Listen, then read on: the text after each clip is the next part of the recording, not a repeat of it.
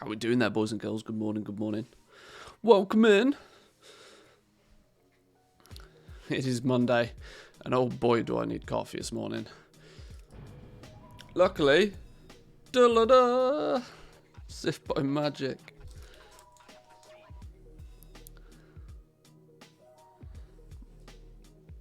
Oh.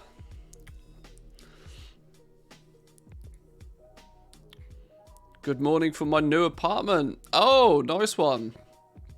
Man's moving up in the world. Congratulations, fella. Well done.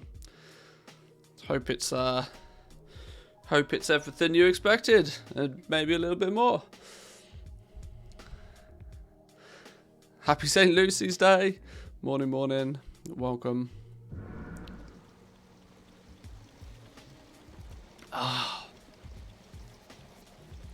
Right. Auctions. Nothing too fancy going on here. I'm going to be brutally honest with you. Nothing too fancy on the auction house. But I need to get a few things relisted. And we can... did you see that Student copied your video? Oh, relax. Student didn't copy my video. I mean, he might have, bent the truth a little bit in his video, but he didn't lie. He didn't steal the video. Alright. It's both great and terrible. Great, but a lot of issues. Yeah, welcome to owning a property. And those problems are now your problems. Right, let's get these things relisted nice and quickly this morning. What have we got going on here? Stuff expires in 2 hours. Boy, oh boy, Blizzard, do we need a... Blizzard, please, give us a 23-hour listing for the love of all that's holy. 23-hour listings are an essential part, because now my auctions are 2 hours late, which is smack bang in the middle of my stream. I usually do my auction house stuff at the start of the stream, but now everything's not going to expire for 2 hours. Alright, fine. Fine, we can live with that. Let's do... maybe we start with a cancel scan on Legos then. Let's go there. Like, having a front door would be nice. Yeah, no front door is not good news. Not this time of the year, it's bloody cold. Forget about letting burglars and, axe murderers and stuff in. You want to keep that cold out. I suppose maybe if you, churn up that mining rig, then you can push back the cold with all of that GPU power. Maybe, I don't know.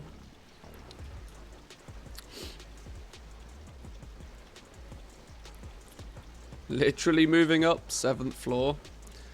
I suppose if you're in the 7th floor, it's you get snow all year round, right? You're that high up.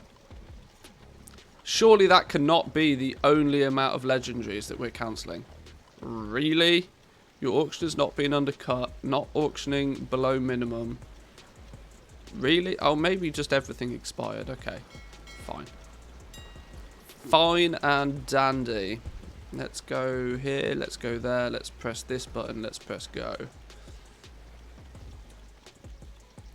How was everybody's weekend, though? There's not many weekends till Christmas now. Is everybody, getting planned, prepared, ready? I still haven't bought a single Christmas present. I'm terrible. Let's hope Amazon has fast track delivery.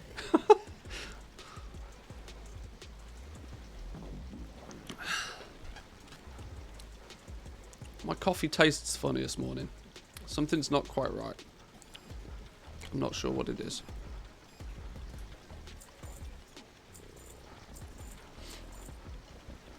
I thought today, considering we didn't stream on Friday, for those that may have missed us on Friday, Mrs. Manthias caught man flu, so it was sensible of me to turn my focus that away.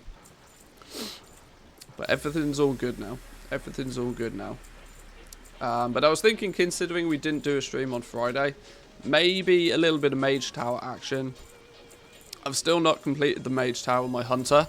BM is proving to be relatively difficult, and annoyingly so, it doesn't really seem to be a gear issue.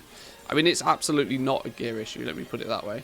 The more I've played the Mage Tower, the more I've realised that whilst having slightly more optimised gear is great, it maybe only adds about 10-20%, you know, effectiveness to your character. It's quite simply the case that if for anybody that may have tried the Beastmaster Mage Tower, you'll probably know. Like, if you miss one mechanic, you're basically dead. Because you miss one mechanic, and then you have no opportunity to catch up, so it snowballs, and you're just fucked. So it's one of those where you just gotta mechanically get it bang on. Yeah. Tugar and the Worm one, grinded the Disc Priest one for 2 days. Yeah, Tugar and the Worm is a pain in the ass. Pain in the ass. And those that have watched me for a long time will know I'm not perfect when it comes to playing the game. Not in any way, shape or form. I have a reasonable understanding of what I should be doing. But it's actually doing it. But sure. Did that one in Legion, and the first days of the new one needed macros and yeah, see, I've been making macros and weak auras and all sorts of crazy stuff to try and I've only put like 50 pulls into it, I think. So I kind of get, I've kind of, you know, I understand the mechanics now. It's just purely a case of I need that flawless run, and we should be good. I got the Tugar dude dead once and was just pew-pewing the worm, but I didn't realise that the worm then gets an enrage, and he hit me with an ability and just one-shot me. So I was really quite annoyed at that. So happy there's no boosting for the Mage Tower. See, this is what I like about the Mage Tower. I'd want there to be a bit of content that can't be bought, can't be overpowered, can't be boosted through. It's purely, you can do this, or you can't. It's really black and white. Like, you either do it or you don't. That you can't blame the healer, you can't blame the tank. It literally, like, there's no excuses. It's all on you. If you fuck up, you fuck up. But if you do it perfectly, you get the reward. There should be a lot more like that in the game.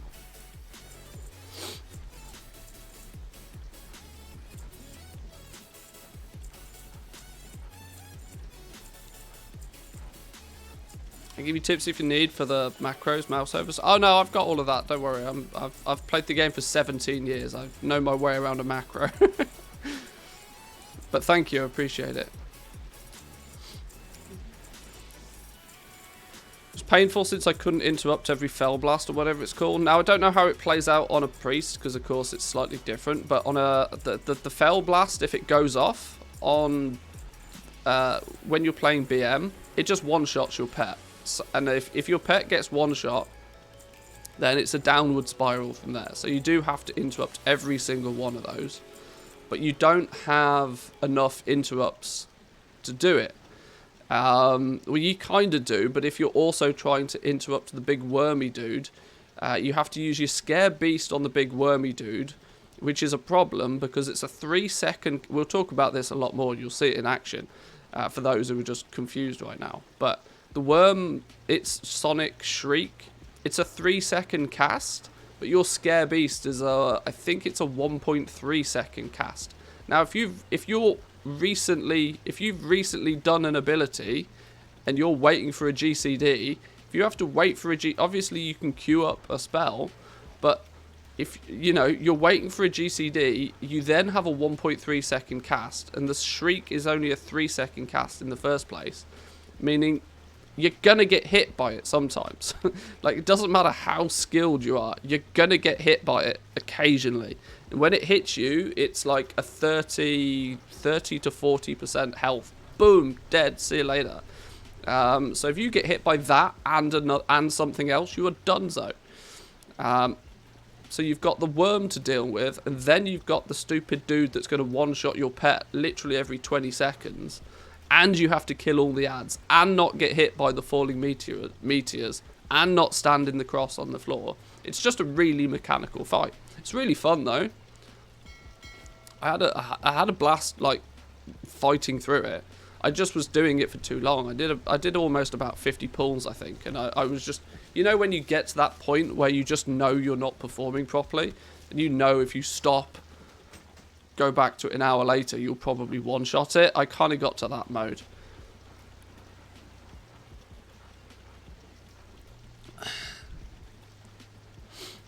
But that's the point. As long as it's fun, it doesn't matter if it's hard. Yeah, see, I've had more fun with this Mage Tower than I've had with almost any other aspect of the game so far in Shadowlands. I sat down and I thought from a critical and also from a content creation perspective of, like, what is there in World of Warcraft that I can make content about that isn't purely informational based. It's not a guide. What can I make content about around this game that's just fun? You know, purely a video or a piece of content that is just fun. That is not a guide. That is not an information. That is not a tip. That is not a trick. That is not a secret. That is not a magical gold farm. That is not a... I don't know. There's not really a lot that you can do in this game to generate something that is purely entertaining. Because even, you know, even if you're really good at Mythic, even if you're really good at Mythic Plus, even if you're really good at raiding, the only thing you can, you know, what you're showcasing is is your expertise in that area of the game. It's not necessarily entertaining. It's intriguing to watch for some people because it's, you know, somebody watching somebody else do a 20+ key is kind of interesting because you get to see just how ridiculously like good these players are at the game. But it's difficult because I looked at other content creators in other genres, not just World of Warcraft, but there's a lot of the content that does really well is content that's just funny. It's just entertaining. It doesn't matter, like, it's just fun to watch.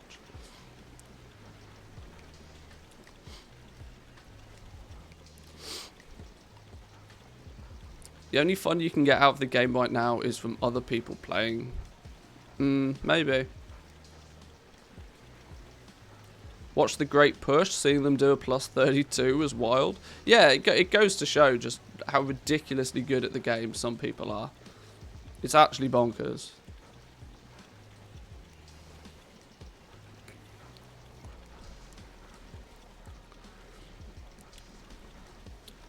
$2.5 million sales off the Mage Tower. Yeah, there's some real opportunities from the Mage Tower. I'm going to be brutally honest, I've really not paid much attention to the gold making side of things. The one realm where I kind of am in the position to possibly take advantage of it. This sounds really bad, but I just can't be bothered. I've got 40 million liquid gold on this server already. Making a, you know, yeah, it sounds bad, but I just couldn't be bothered. I don't have the desire on this realm to really make a lot more gold. It's much easier for me to just craft a few things and post it. How did I sell a bunch of monocles? Jeweler's Ruby monocle, Sapphire monocle, Amber monocle, all for 6,000 gold apiece. I don't even know what they are. Fair enough. It's a time investment that you're better off putting into legendaries. I'm not really focused on making gold at the moment, that's the thing. I'm focused on getting my account ready for 9.2. And my problem is that I try to play too many characters. I literally tried to play too many characters. I looked at it the other day and I've got 4 characters that I need to keep at a certain point on Sylvanas, my home realm.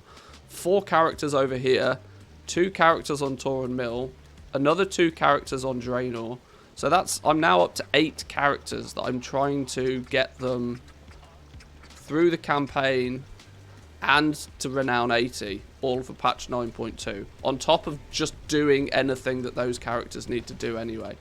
I think I'm, you know, starting to put too much on my plate. I need to trim back, step back a little bit. Seduce, how we doing? Welcome in. Good to see you. Welcome, welcome. I struggle doing it, one, because I prefer to do other stuff. Well, yeah, this is it. This is it. I also, like, when I then start devoting time to, you know, actual areas of the game, like the Mage Tower, you know, that completely trumps everything else I do from a goal-making perspective.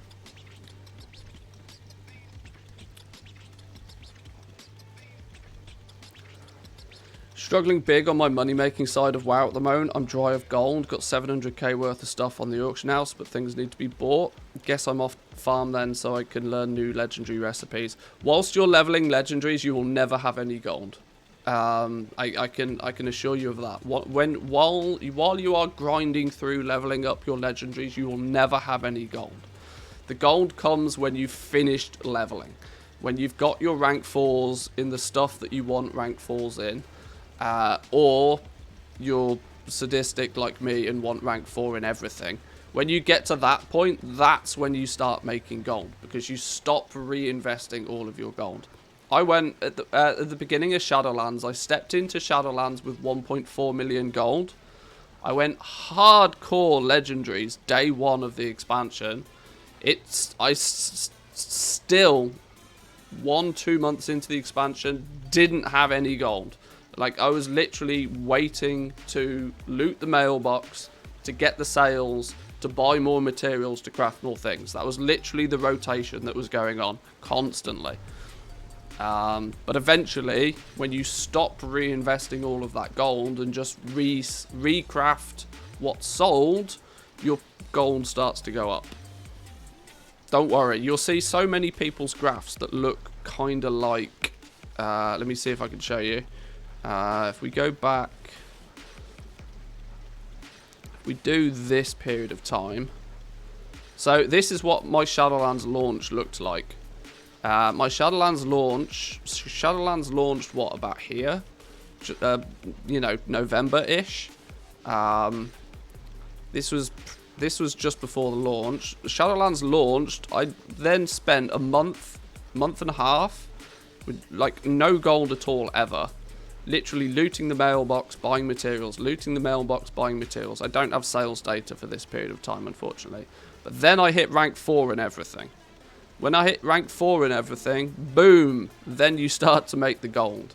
Now, obviously, I was able to hit rank 4 and everything very quickly because it was the first patch of the expansion. Everybody was buying everything I had to sell. It didn't take me that long. It takes a lot longer to do it now. But yeah, you'll never have any gold at the beginning. And then, you know, once you start to cap out some of your rank 4s, then boom, then the money comes in. So yeah, just fight through the first bit. This is why players that had a lot of gold, if you started up here with your gold anyway, if you started with 10 million gold, you then finished leveling everything much faster than everybody else. It took me a month or so to level out absolutely everything up before I started to see like good gold coming back from it. But people that had 30 million gold at the beginning of Shadowlands just did it day 1, and they had rank 4s everywhere, and then just boom, off to the moon they went. But did you get some good husband points? Probably, hopefully, maybe. We'll say yeah.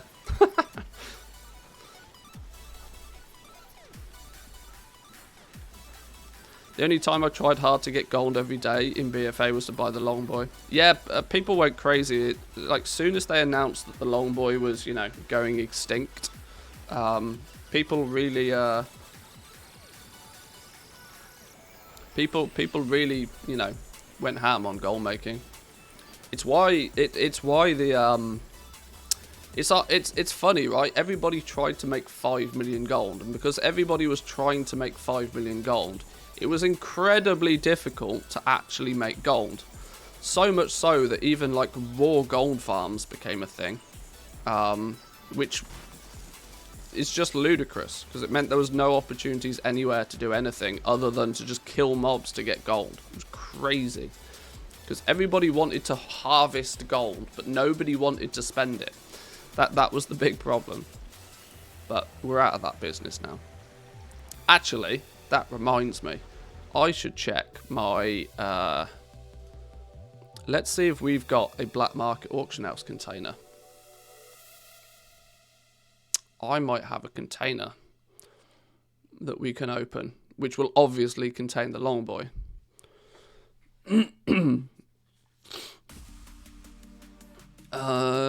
This character, if we do.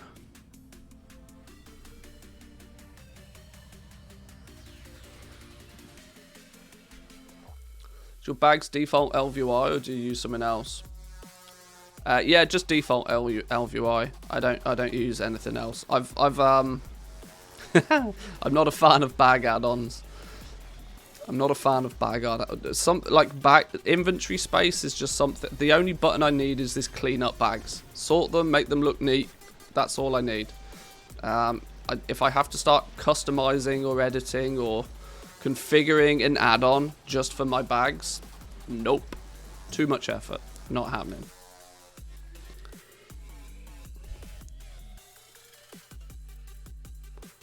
I put some bids in. I put a bid in for a black market auction house container, and I think I put a bid in for about 500,000 gold. So there's a good chance we might have won this one.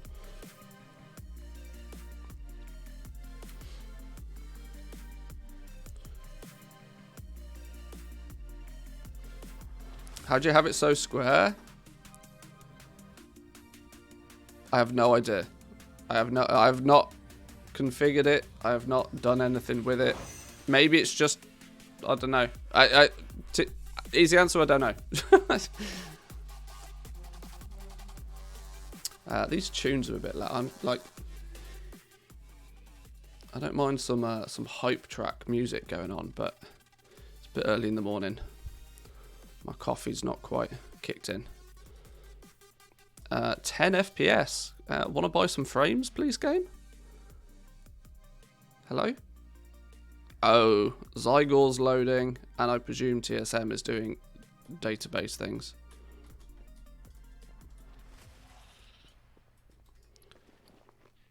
Oh no, outbid. 526,000 gold and I was still outbid on it. Oh damn, okay. Well, that's annoying.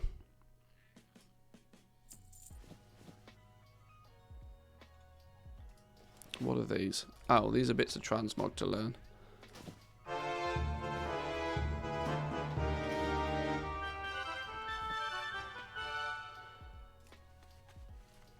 I can't sell those actually, otherwise my gold total might get scuffed. Oh no, it's fine.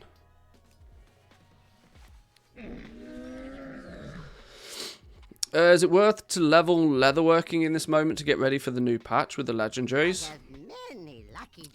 It's always of value to level legendaries. You just got to be careful that you don't overpay for your materials. It's highly possible at the moment that materials are expensive. So just be aware of that compared to what some people have paid for their legendaries. But there's no reason to not. Can you afford to not level legendaries? Look at the amount of gold that people have made by crafting and selling legendaries. Can you afford not to? I would. I mean, it's literally the most powerful gold making, crafting system we've ever had. Literally, it's so broken. It's not even funny. X51, 1.4 mil. Let's throw a bid in that. Should we go? Let's get it to a point where we might actually buy it. Spectral Tiger Cub on Torin Mill. I've got a few of those. Alright, let's just throw a bid in for this then. Little Neff. Do we have Little Neff? We've got one of those.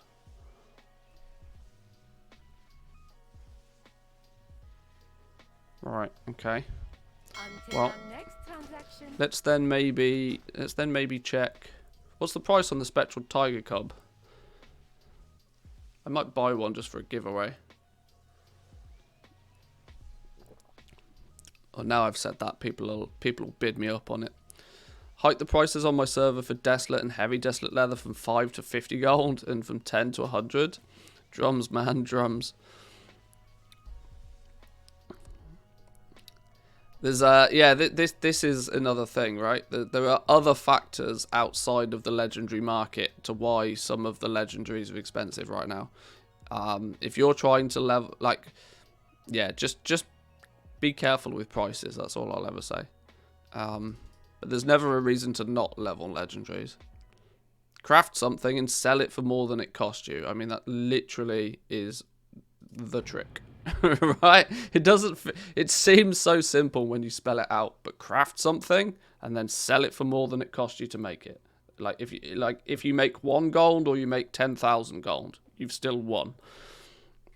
Even the thing with legendaries, even if you craft something and sell it for slightly less than what it cost you to craft, that's still technically a win, because it means the gold you lost technically was what you paid for the experience. Now eventually you won't need to buy any more experience, because you'll have, you'll have rank 4 already. You won't, and then you just literally switch purely to I just don't sell it if I don't make gold on it.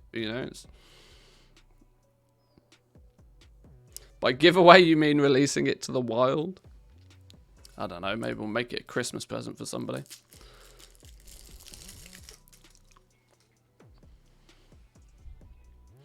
Buy gems for 200 gold, cut and sell them for 5k. Good investment.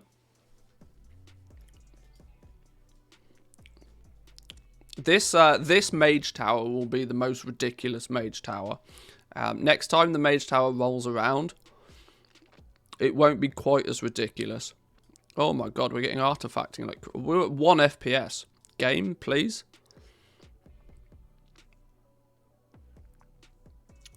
Because by the time the mage tower comes round again, those that weren't able to do what they wanted to do this time round will be a lot more prepared for it next time. The days of selling crafted Dreadful Gladiator gear for 20k, it'll happen now, but it won't happen next time.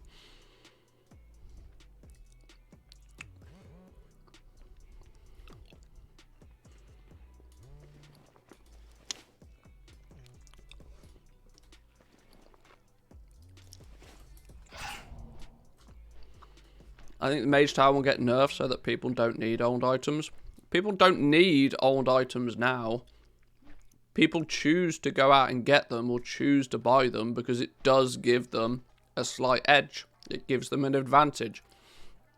For every bit of gear that they go out and farm or buy is 1% less skill that they need. It's simple, You can do mythic you can probably do a mythic plus dungeon in, in heirlooms. It's just not very fun. It's better if you have better gear. It's the fundamental of an RPG, an MMO at that. You never need better gear, but it's better if you have it. I've got a couple of these already. Maybe we'll throw a bid in. Sure, whatever. Throw a bid in. What's a pygmy dire horn? Do I not have one of these? That sounds ridiculous. Dunmarar Cub, we've got a few of those. Right, that'll do. Until our next transaction.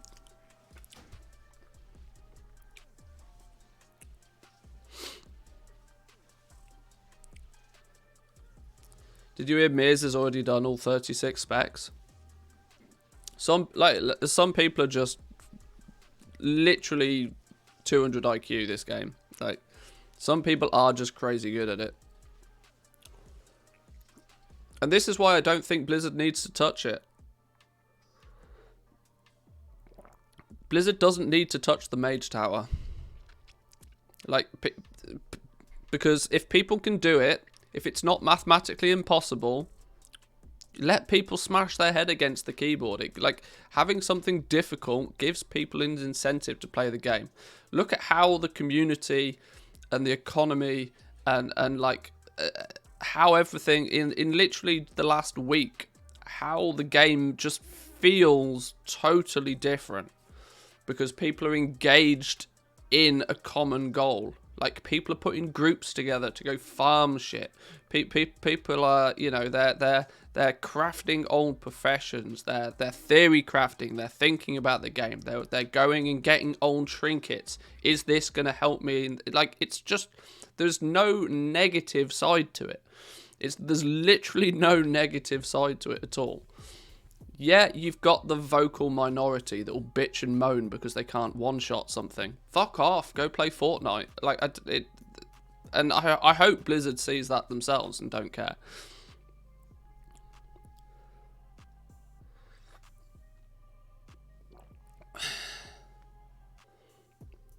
In 8.3, I loved Visions, but I was only able to get a 3-mass clear.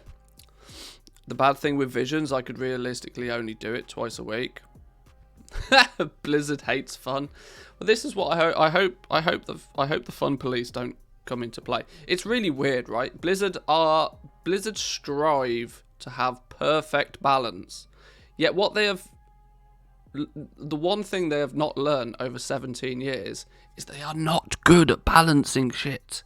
Like, Blizzard are terrible at balancing stuff because there's a big problem. If you balance everything, usually by balancing it, what you're actually doing is removing a lot of the fun. And you have to take out so much fun to achieve balance most of the time. And in something like the Mage Tower, I've been quite vocal on this, that the Mage Tower is entirely solo content. Leave it the fuck alone. Let people go and farm super duper mega OP trinkets that just do silly things. Because it's fun. People are engaged in the game to go do the thing, to get the thing they needed to complete the thing that they wanted to do. Nobody else got hurt in the process. Let people do it. And Torghast should have been the same. Torghast should have been the same. But they done goofed on that one. And they're trying to, you know, redeem it, but it's too late. We're now in a last patch of the expansion situation again, and Torghast will be dead by 10.0. So, you know. Time walking, yeah, I'm in the time walking Discord channel, or one of the main time walking Discord channels. And yeah, they're understandably salty about Blizzard coming in and nerfing trinkets and stuff because, well, understandably.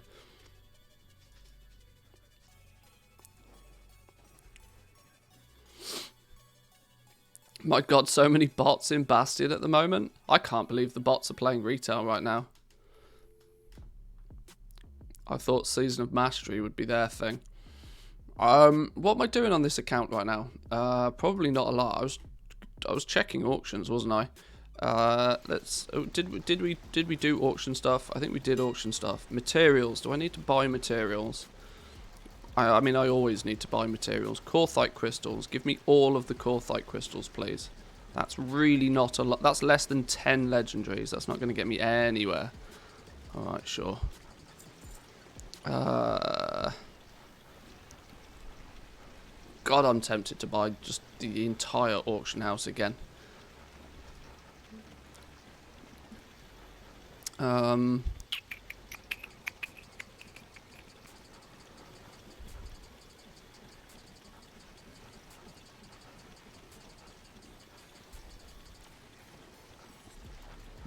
The problem is I rely on TSM to tell me accurate inventory numbers.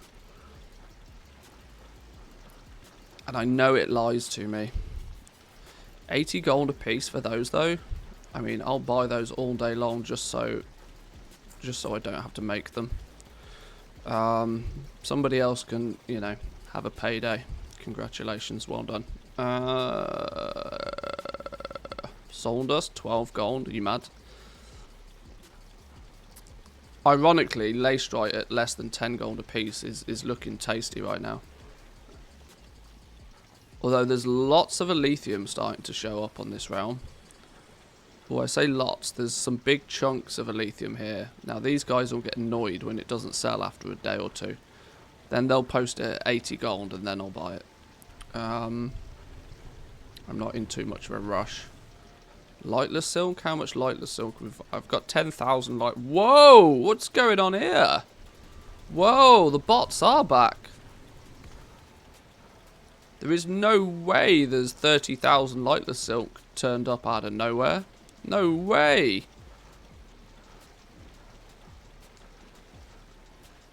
Damn! What are they 2x4 farming for? What are they botting for? Ooh, I guess the drop rate on it has been increased. Do I take a punt on this?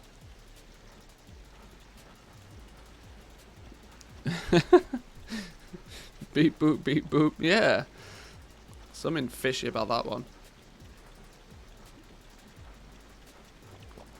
You'd think most people who care about time walking will have 2 accounts for Chromie Time gear. So from a business point of view, upsetting them is bad. Nah, Blizzard doesn't. Yeah, Blizzard's not bothered.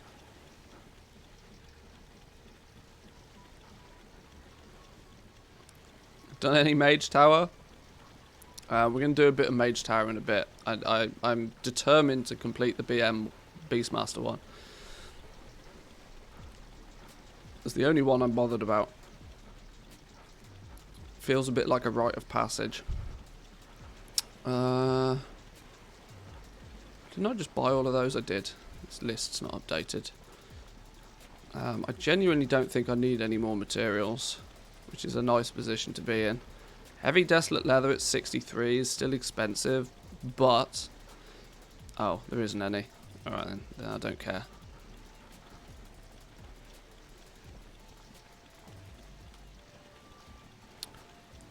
What I have done is I've decided to restock less frequently, but restock bigger.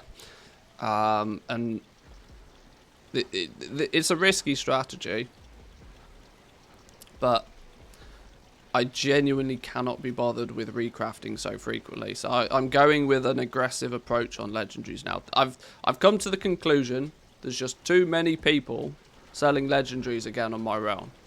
I've been far too generous. I've let far too many people into the market. So it's time to slash margins, craft at scale, and, you know, and squeeze a few people.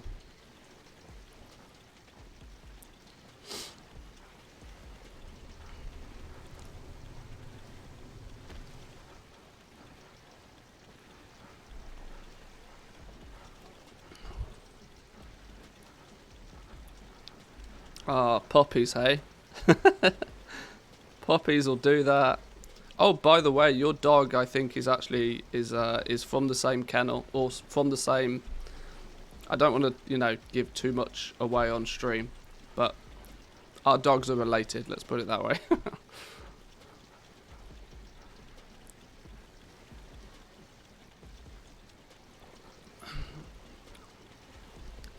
Which trinkets have been nerfed? Is there a list? There probably is a list on the Time Walking Discord. But I don't know.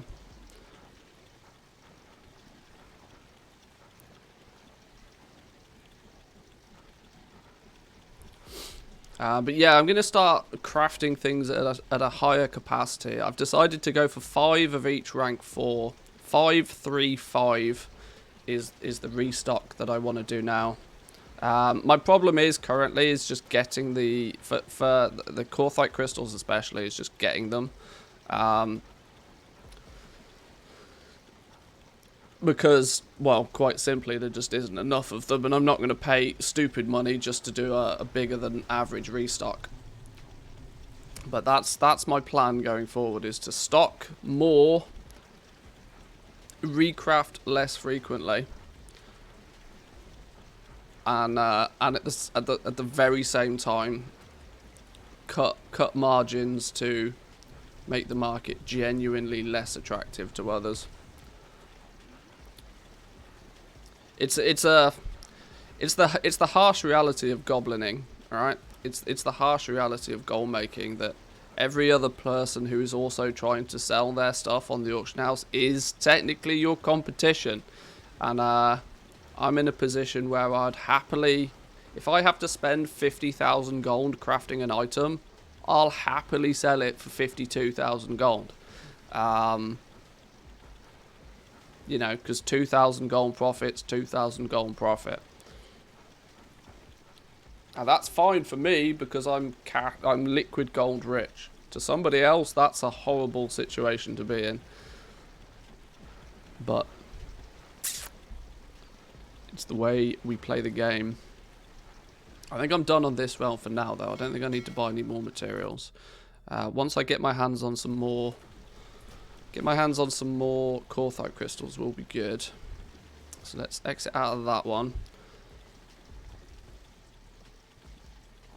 We got the Wowhead economy report to take a little look through later as well. It's something I like to do on a Monday. Samadan put it together for us again. I don't think he streamed it yesterday, although I was busy last night, so I haven't seen. But Samadan often streams on a Sunday evening and goes through it. I like to take a little look at it another Monday morning. I think it's, you know, I think it's basically Mage Tower again, but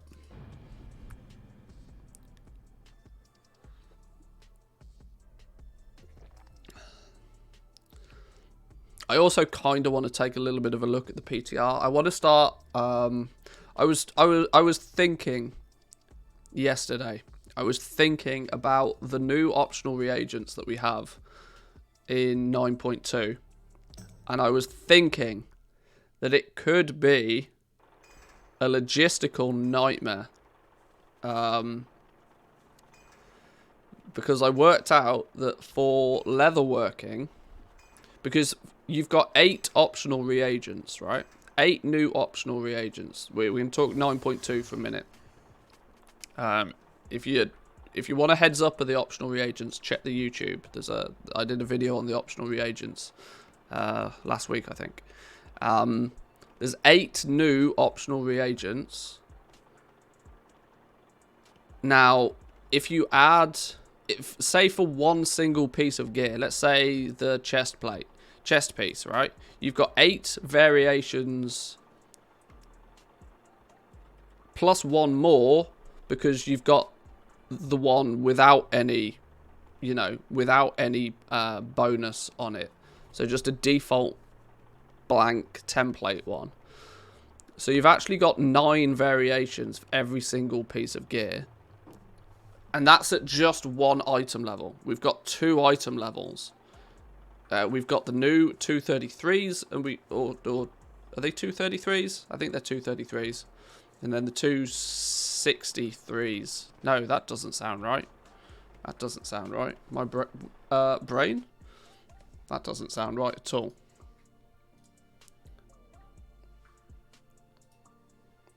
I don't know. You got the 2 new. You got the 2 new crafters marks. Then you have the stat fuck at this point. Fuck stat variations. Like I'm not even gonna contemplate that side of things. But the fact is you've still got just outrageous quantity. Like leatherworking, for example, you've got 8 pieces for leather, 8 pieces for mail, 9 different variations of each different one. 9 8s are 72, 2 72s is 140. You've got 144 variations for just one item level. You've got 2 different item levels. So that's 200. That's 288. 288 crafted pieces of gear just to keep 1 in stock of every variation. 288 pieces of gear just to keep 1. That's just going to be a logistical nightmare because they don't stack.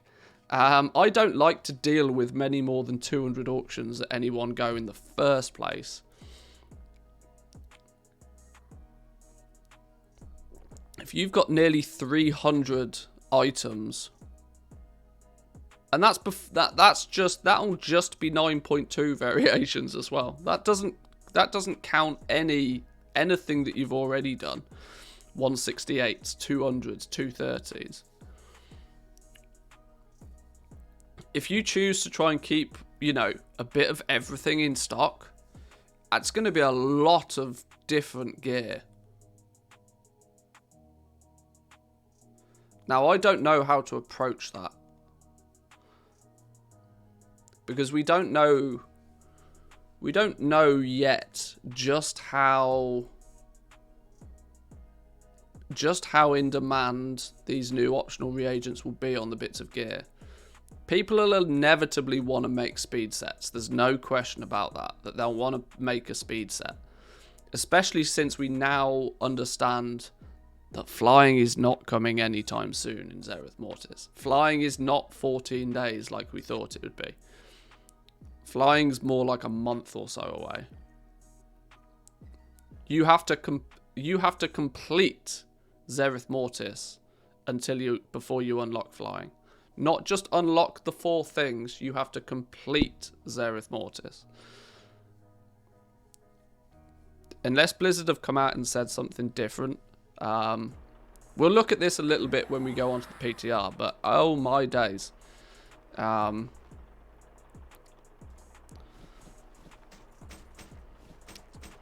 left the 117 and 151 market a long time ago, way too much in the auction house. Yeah. See, this all loops back to one thing that I talk about quite a lot. People see me only selling legendaries and they're like, why don't you do everything else? And it's simply because there's just too many things to do. There's too many auctions to be dealing with. You have to just cut the fat. You have to like decide that, right, okay, this market, sure, it's profitable, but this market is more profitable. All right, that one goes away, we do this one. And ultimately, when you start, you know, trimming the fat, you end up with legendaries. You end up with rank 6 legendaries. If you've got access to all of the rank 6 legendaries, do that and do nothing else, and you'll make the best gold per hour that you'll possibly be able to achieve. Which is kind of why not only do I love the legendary crafting system, because it's made me stinky amounts of gold, I also hate it because it's deadly boring. Because it's not just slightly better than everything else, it is considerably better than everything else. Which is not good.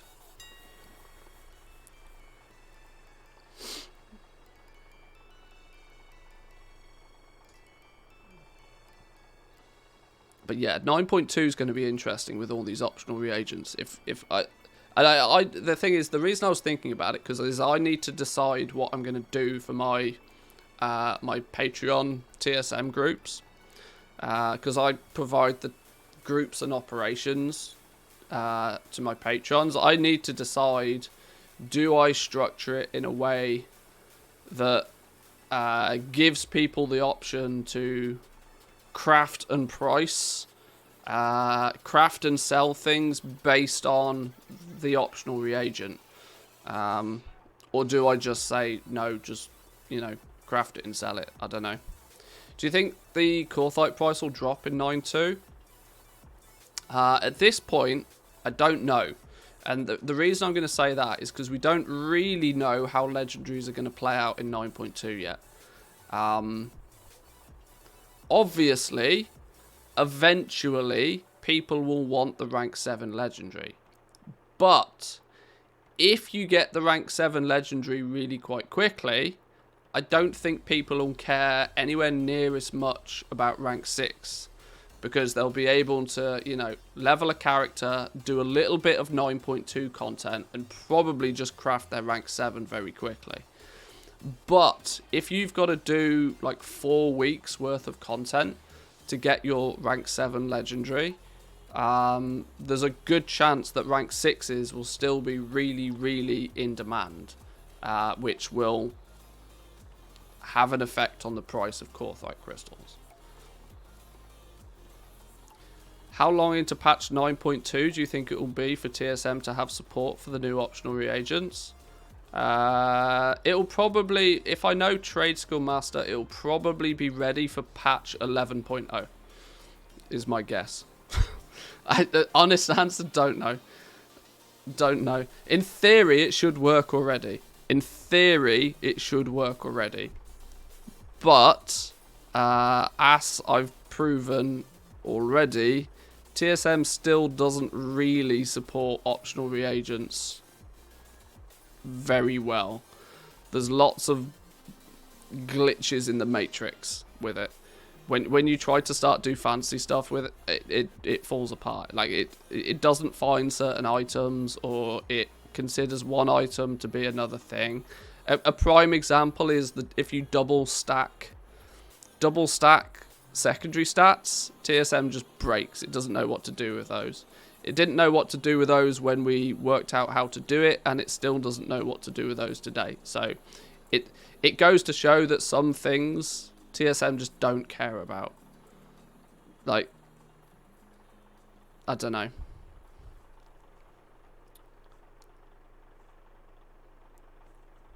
It's frustrating because you kind of report these things, and then there's no official way to, like, even for somebody like me who's quite close with the TSM devs, I still don't have, you know, like a formal way to report an issue. It's just like, oh, just post it in the Discord. Well, no, because I'll post it in the Discord and then it will conveniently be forgotten about. I want, you know, a proper forum-based ticketing system. You know, this is a report. That report has been filed. You know, it goes into a list of things to be done. When it's done, it gets, you know, assigned as complete. There isn't anything like that. That certainly doesn't feel as if there's a, you know, a proper internal process for doing these things. It often just feels like, you know, they'll do what they need to do what they want to do within the add-on, and any more is, you know, I don't know. My love-hate relationship with Trade Skill Master will always be a thing.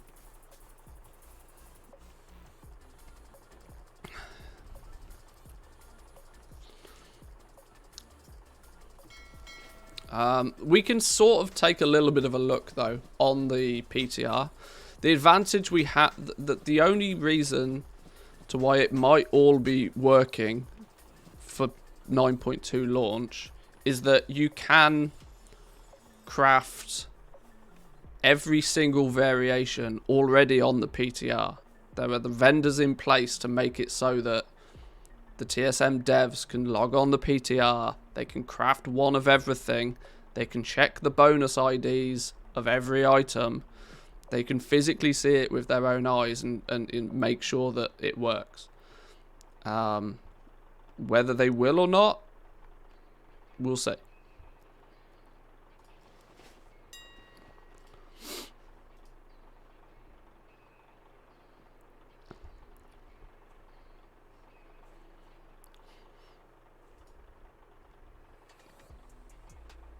I mean, I would like to, you know, I would like to get some groups and operations and stuff kind of at least drafted before 9.2 launches.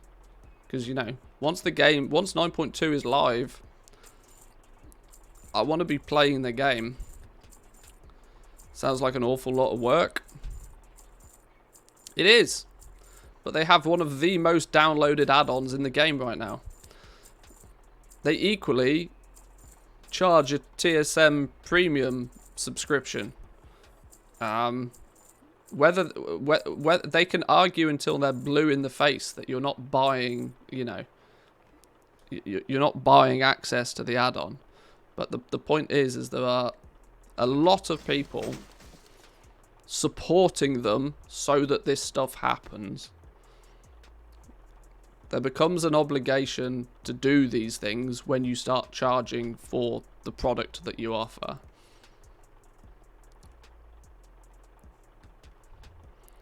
Whether it's a, you know, a direct obligation or a passive obligation, you know.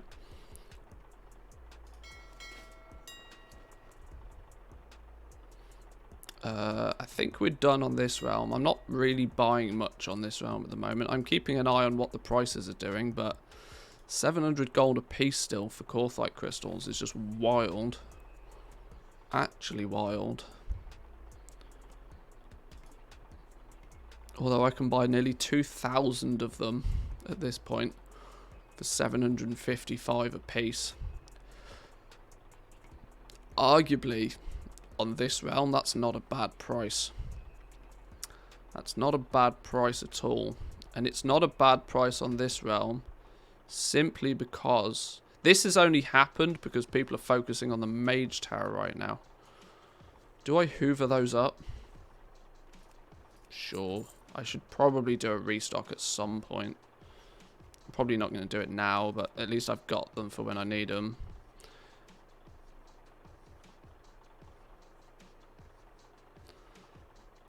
Even forgot that I pay for TSM Premium. Well, yeah, they're clever about it. This is why they charge you once every 6 months. Just how World of Warcraft try and, you know, emphasize you to buy that 6th month sub.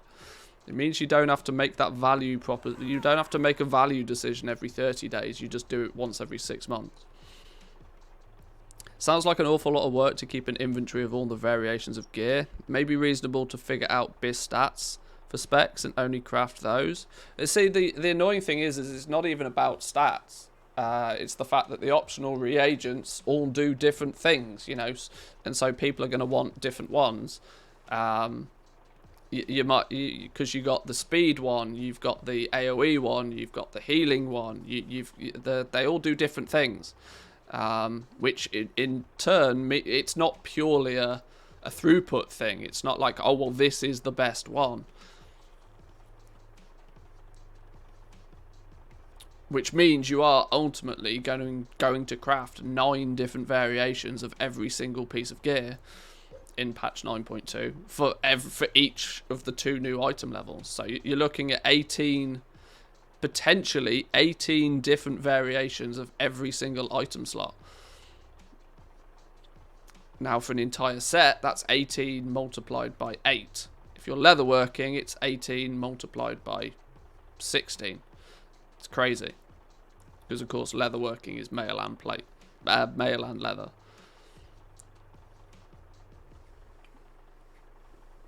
Need more bag space? Yep. Yeah, and the fact that gear doesn't stack as well. The fact that gear doesn't stack, that's also an issue. It's also an issue.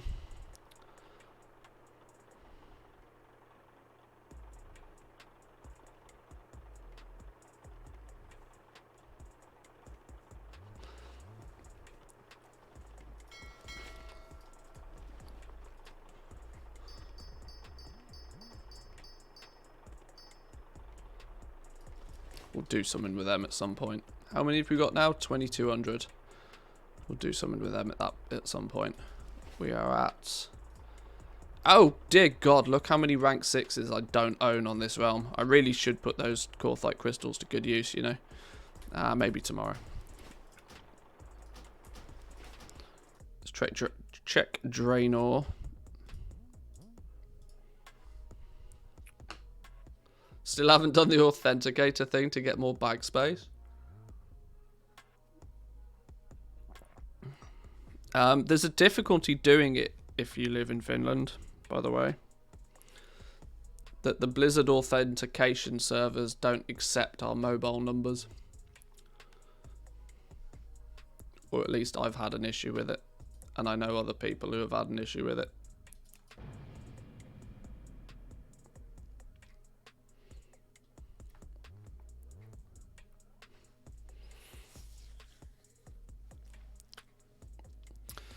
Let's see if we sold anything on Draenor though.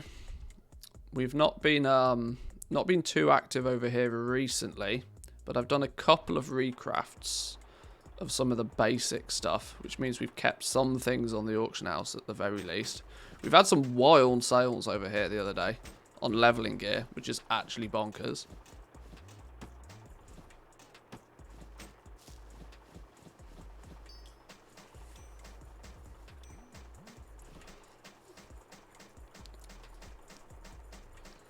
I was kind of hoping to have got Draenor a lot further forward before PTR season kicked in, but we're I think I've now unlocked 230s for all professions, and I think I'm honoured with Death's Advance on both characters over here as well.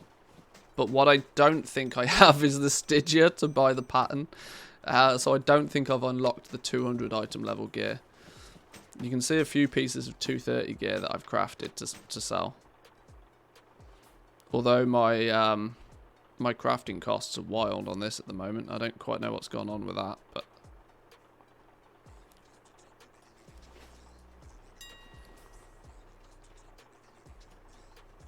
oh my days, we have nothing in the auction house. That's not good news at all. Don't sell stuff if you don't list it. Oops.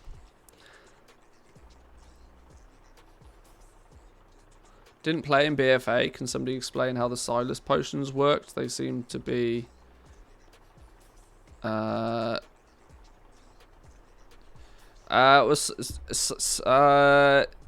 can't remember is the honest answer. I didn't really do alchemy, so I didn't really use it.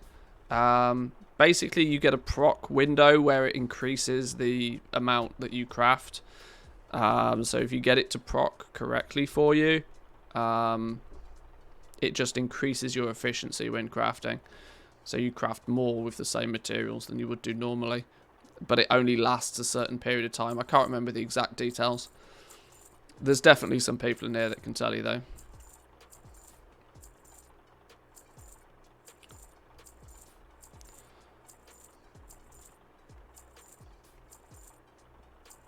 Margins are not that tight, though, to be worrying about that sort of stuff, I wouldn't imagine, though. Consider it a bonus if you can do it, but margins are not that tight that you're relying... And if margins are that tight that you're purely relying on the bonus that the proc gives you, then that's a market where the margins are too tight. Just, you know, abort mission. Back up, back up. When profits are that tight, you don't want to be in that market.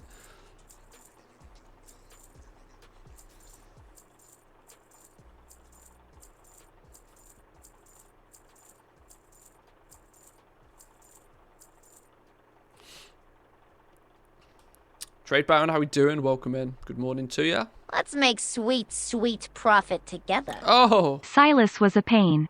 Yeah. Alchemy is a pain, full stop. Appreciate the sub. 3 months there. Thank you, thank you. Much appreciated.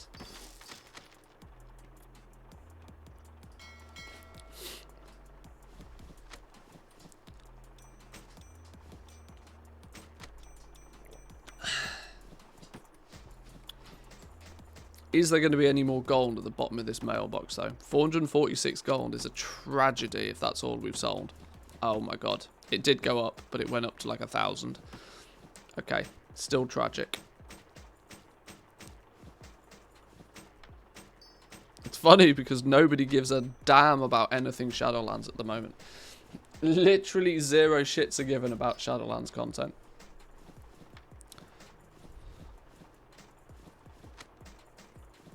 You could only craft potions with the Silas perk, as people would include the extras in their crafting / selling amounts. Yeah, exactly. If people and alchemy is a profession that's always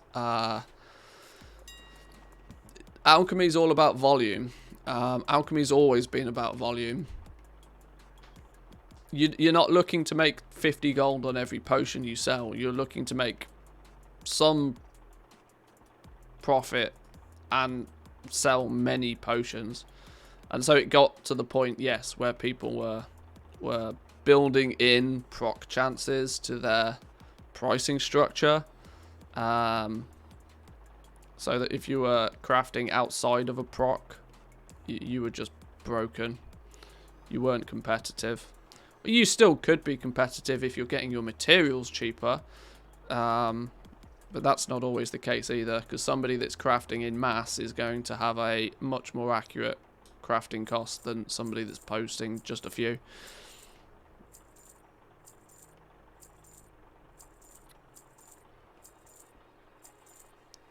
Right, let's get all of this listed again. One day I'll fix some of these prices, because some of these are still wacky.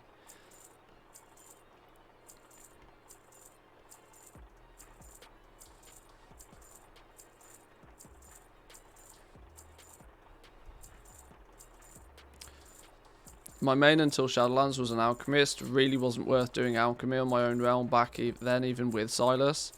Alchemy is so very seasonal as well. The way that the way that the market works nowadays, and it's kind of always worked like this, but it's not been necessary to min-max it this much. But the way to really win with alchemy is to stock up on materials, like way more materials than you ever think you would ever need, so that when the market switches in your favor, you have stock to sell. And alchemy is almost, you can play the same game with alchemy without actually having alchemy. If you use the same mindset as you would do to really excel with alchemy, you could just buy the herbs and then sell them again later without ever having to bother to craft the potions. Actually, if you break it down to the actual profit that you make by crafting the potions and crafting the flasks, you'll very quickly realize that it's not alchemy that's making you any money. It's smart buying and selling of buying of materials that's actually making you the money. Where you could just buy the herbs and then resell them again when the price goes up, because the demand for the potions has also gone up. Just cut the middleman out of actually crafting potions for hours on end. It's why I don't deal with alchemy at all. It's just that the profits in it are so skinny, and you really have to min-max the balls out of it to get anywhere, and I'm not about that. I'd rather craft a legendary and sell it for 10k profit. That's like that one you craft that one rank 6 legendary, sell it for 10k profit. That's the same amount of profit of having to sell probably 10,000 potions. It's just, yeah, no. No. The Zereth Mortis world and daily quests the only source for the ciphers of the first ones? Not really. The ciphers can come from the treasures. That's actually, in my opinion, that's the primary way of getting them. The treasures that are dotted around. The treasures actually, at least the way that they play out on the PTR currently, they respawn as well. So they're not just, consider it similar to like the bone piles in Korthia right now. You can collect as many bone piles as you want in a day. They're just harder to find and less frequent after you've already collected a few. Your world quests and daily quests might give you, you know, a lot in 20 minutes, but you can in theory farm them. But by farming, it's just, you know, running around, spending a lot of time out there. At least the way that it is now, Zereth Mortis is definitely not fully fleshed out. We've barely, at least I believe, we've only scratched the surface of the content there. Half of the rares don't seem to be there. Half of the treasure doesn't seem to be there. The treasures and rares that are there equally don't reward the right. They don't have the right drop table. They don't have the right loot tables yet. So it's all a bit random at the moment. But welcome to PTR season anyway. Right. So we're selling a few. We're crafting stuff. We're selling stuff. We're crafting stuff. We're selling stuff. We're going up. We're going up in the world slowly. We've done We've done 665,000 gold of sales with no surprises to anybody. Drums being the #1 for us right now. We've spent 400k though on buying stuff. So yeah, 175k profit so far this month over here. Which is not even enough to buy a token. I'm aware. It's not even enough to buy a token.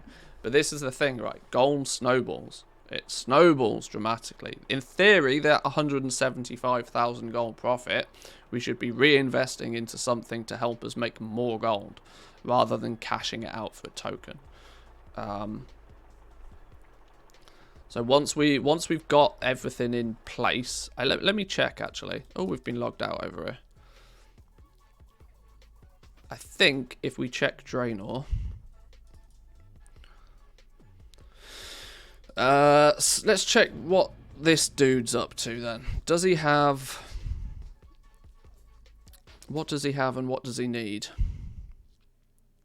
This is the kind of stuff you need a spreadsheet for. Got dog hairs all on my microphone. What have you been playing with my microphone for, dog? Hey? Is you snoozing? Come here. Good girls. Good girls. Go get in your bed.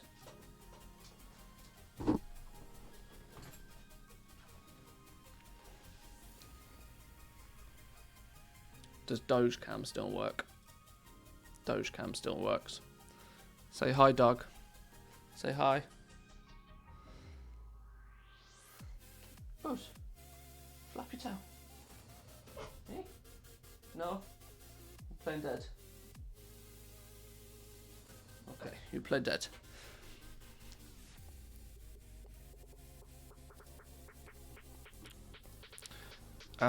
So we are, ignore this. This is my crudely put together hunter weak auras for the mage tower. Ignore this.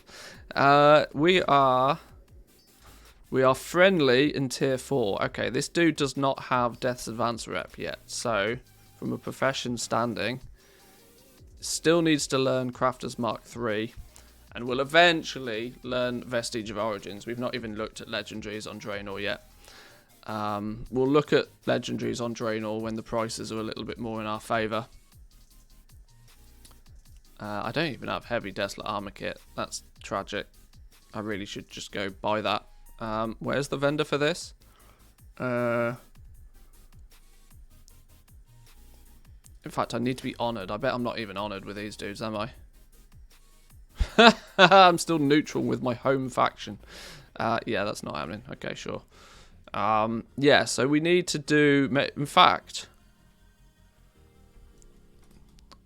Okay. This was definitely not what I was planning to do. But let's go bang out some dailies real quick.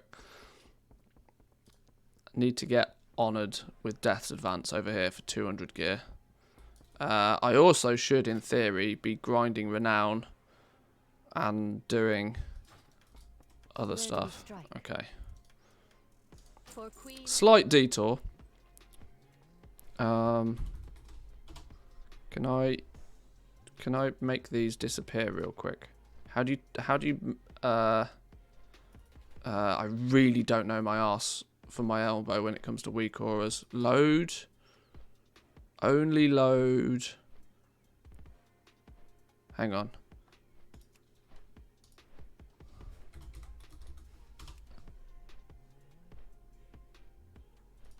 Bingo.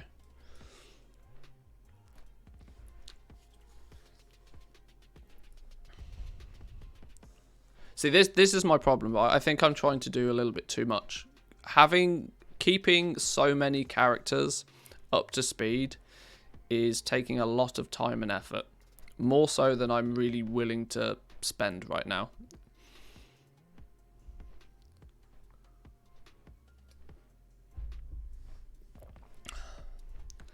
In fact, I'll tell you what. Instead of pissing about doing daily quests, which is hella boring, let's take a look at the Wowhead Economy weekly wrap up. I like to do that about an hour into the stream, and we're about there, I think. Let's take a little look at that. Let's bring this into play. Where's not Wally? There it is. There it is. There it is. Right, we'll take a little look at this. I like to go through this on a Monday. I'll throw a link in the chat. Before we dive into it, I'm going to go grab myself a drink because I'm going to do a lot of talking right now. A lot of talking. There's the link to the blog post. We'll take a little look through the blog post. I'll be back in 2 minutes. I'm going to go grab a quick drink.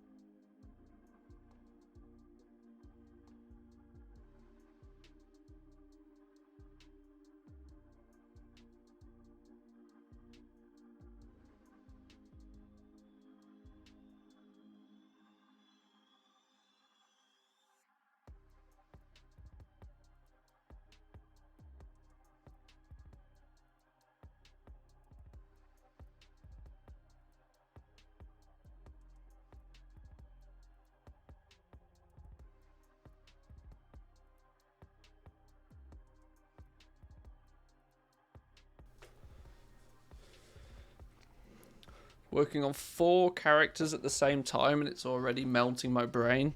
Yeah, I'm trying to keep currently 8 characters up to speed, along with everything else, which is, yeah, too many. Quite too many.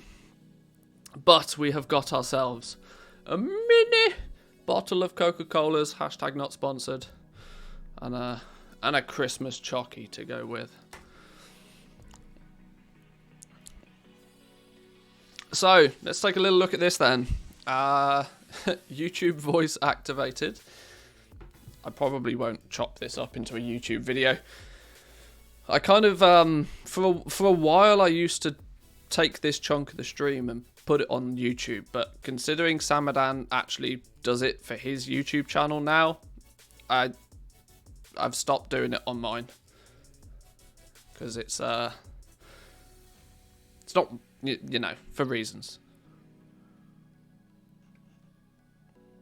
Respect for the game, let's put it that way. But okay, so this is going to be episode 206 of the WoW Economy Weekly Wrap-Up.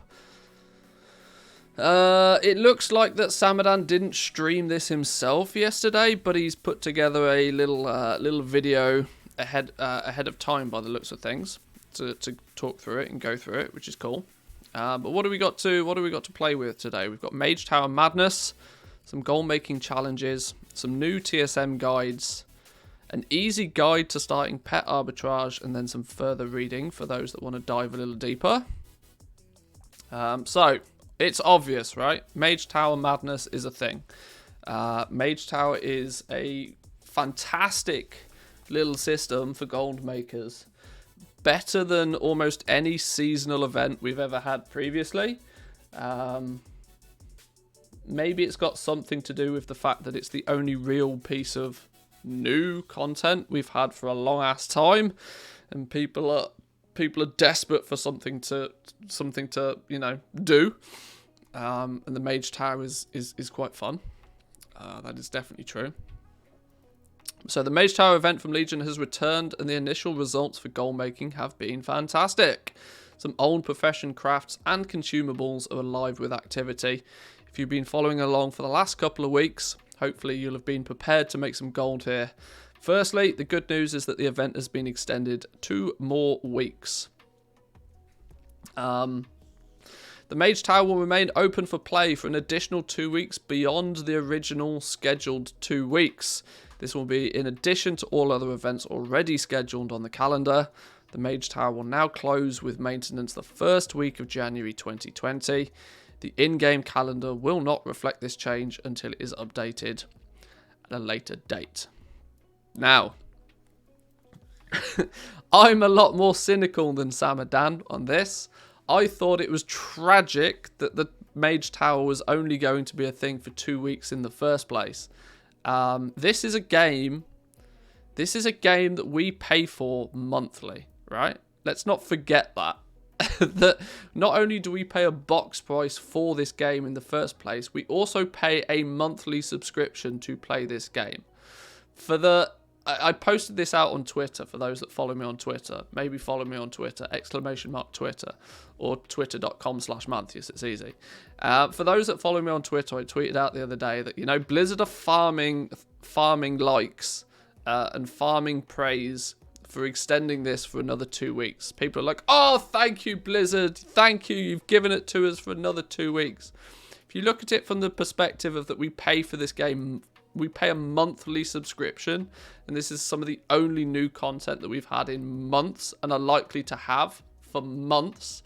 To be given it for 2 weeks is gross, right? So if you resubscribe, they don't sell a 14-day subscription to the game. They sell a minimum of a 30-day subscription to the game. So to give us 2 weeks, that something new, and only giving it for us to 2 weeks is I don't know, is borderline illegal in my mind. But I'm a lot more cynical about this. So either way, it's good news. It's good news, the fact that they've given it to us for an extra 2 weeks. But it's, once again, I'm not going to give Blizzard a pat on the back for doing something that they should have done in the first place. It's kind of like Blizzard will take it with one hand to give it back with the other, and then expect a thank you for doing it. It's like, no, fuck off. It's something that's it's frustrated me more so as of recently, because their content schedule, when you actually look at it, the content schedule has been terrible, like literally terrible, since Legion. Legion was the last expansion to where we've actually had Legion. We had a good pace of content. And it shows what they can do when they're, you know, working in an optimal fashion. It's also argued that Legion was in development for nearly 3 years more than any other expansion. Legion was the most worked on expansion I think they've ever done. Because not a lot of people realise Legion was meant to come out before Warlords of Draenor. It was quite late in the development cycle that they decided to switch the 2 expansions round. There's an interview of Ian Hazakostas talking about this at some point, where Legion was going to come out before Wrath of Warlords of Draenor. I can't remember what was the reason why they switched the 2 expansions round, but it meant that a lot of Legion was actually already done. Like years before, a lot of Legion was already done. They chose to release Warlords of Draenor, had big issues with Warlords of Draenor, and so ultimately decided to like just scrap it and continue working on Legion. So Legion, the reason why Legion had like content is because they were way ahead of themselves before they even launched it.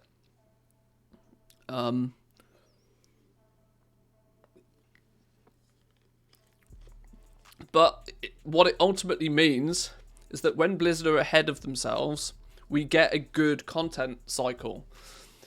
Every couple of months, we'll get something new patch, new raid, new battleground, new whatever. But, you know, BFA, pretty slow. Shadowlands, horrendously slow. Now, of course, there's a lot been going on outside, like outside the four walls of World of Warcraft as far as Blizzard are concerned, but we still pay for the game monthly. Like, if it, you know, there's a video that I've wanted to put together for quite a while now. And I've been reluctant to do it because it feels too much like a hit piece. And I don't want it to come across like that, but I'm trying to script a video where I talk about the continuing monthly sub price for World of Warcraft, and how I'm of the opinion, my opinion here, that the monthly sub is just not justified anymore, and it probably never will be justified ever again. That there is no way that they can ever produce enough content with the way that they're operating to justify a monthly subscription anymore. I'd almost rather them charge us a box price for the game and then charge us for the patches, for the actual content that they produce. There's a difficulty there, because what happens if, you know, you buy the expansion but then you skip a patch? Do you have to then pay for the patch that is now obsolete? And there's logistics there, sure, but I don't think the monthly subscription is justified anymore. We have gone in 12 months. In 12 months since Shadowlands has launched, we have had one major content patch. One patch in a year. Yet we've paid monthly for the game. You pay $15 a month. That's 180 euros, $180 for a year's worth of playtime. And we've had one content patch in that time. Now, you pay $60 for a brand new AAA game. Why are we paying three times the going rate for a game that is released not, you know, for a patch? It's not acceptable, Blizzard. Fix it.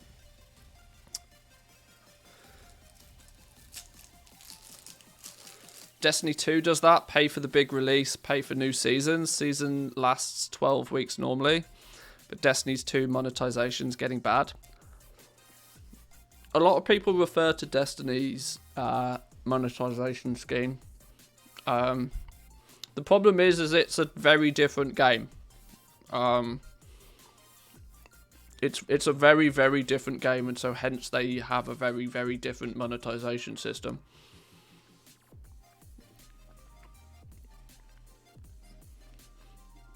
The Elder Scrolls Online is similar. I never played it, but never really looked into it. But I know we've gone way off topic here, and it's entirely my fault, but and I think the reason that it's kind of brushed me by, and the reason I don't think about it more so, is simply because as a gold maker, I've not paid a penny.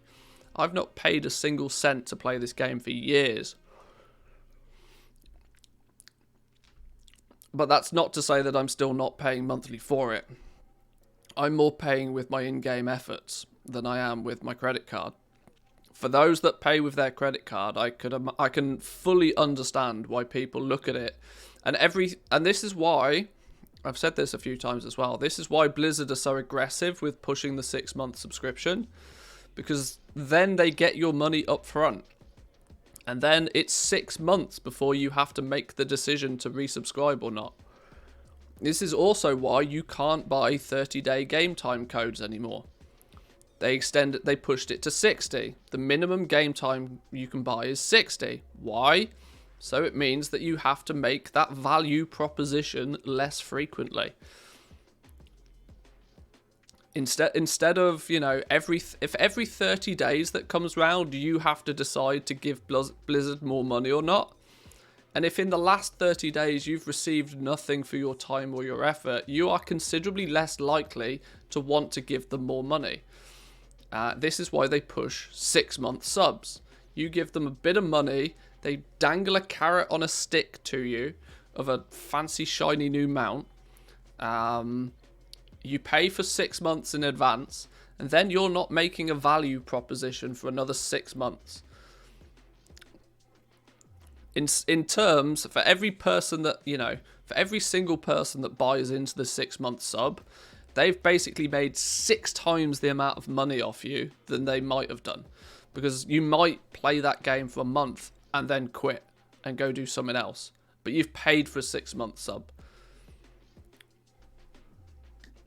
And it's also why the 6-month sub is priced at exactly this, almost to the penny, the same as what a AAA game is charged for, because that's the comfortable amount. People are comfortable spending that much money on a video game. They're not really comfortable spending more. They'll happily spend less, but that $60 is about the point where people will pay for a video game comfortably, and it's it's just habit.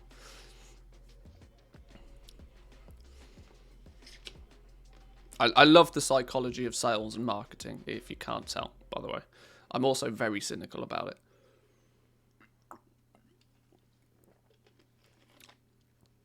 But I kind of know why they're doing it, that's why.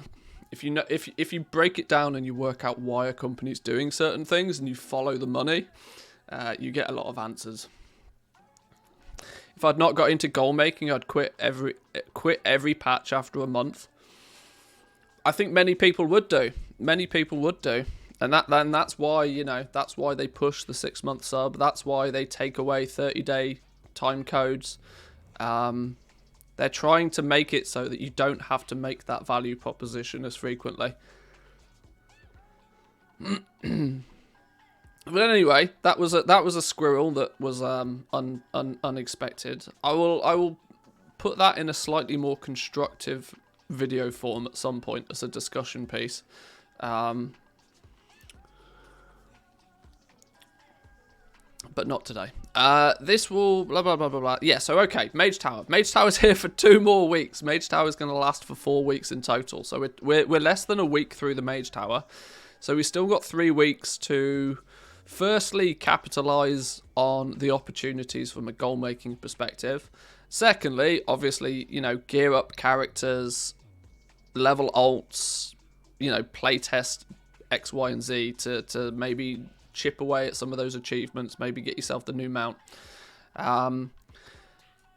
Those that have the professions already in these new interest markets will be able to capitalize greatly, such as Hickons. Hickons has been doing bits, selling, all the consumables and the gear and stuff.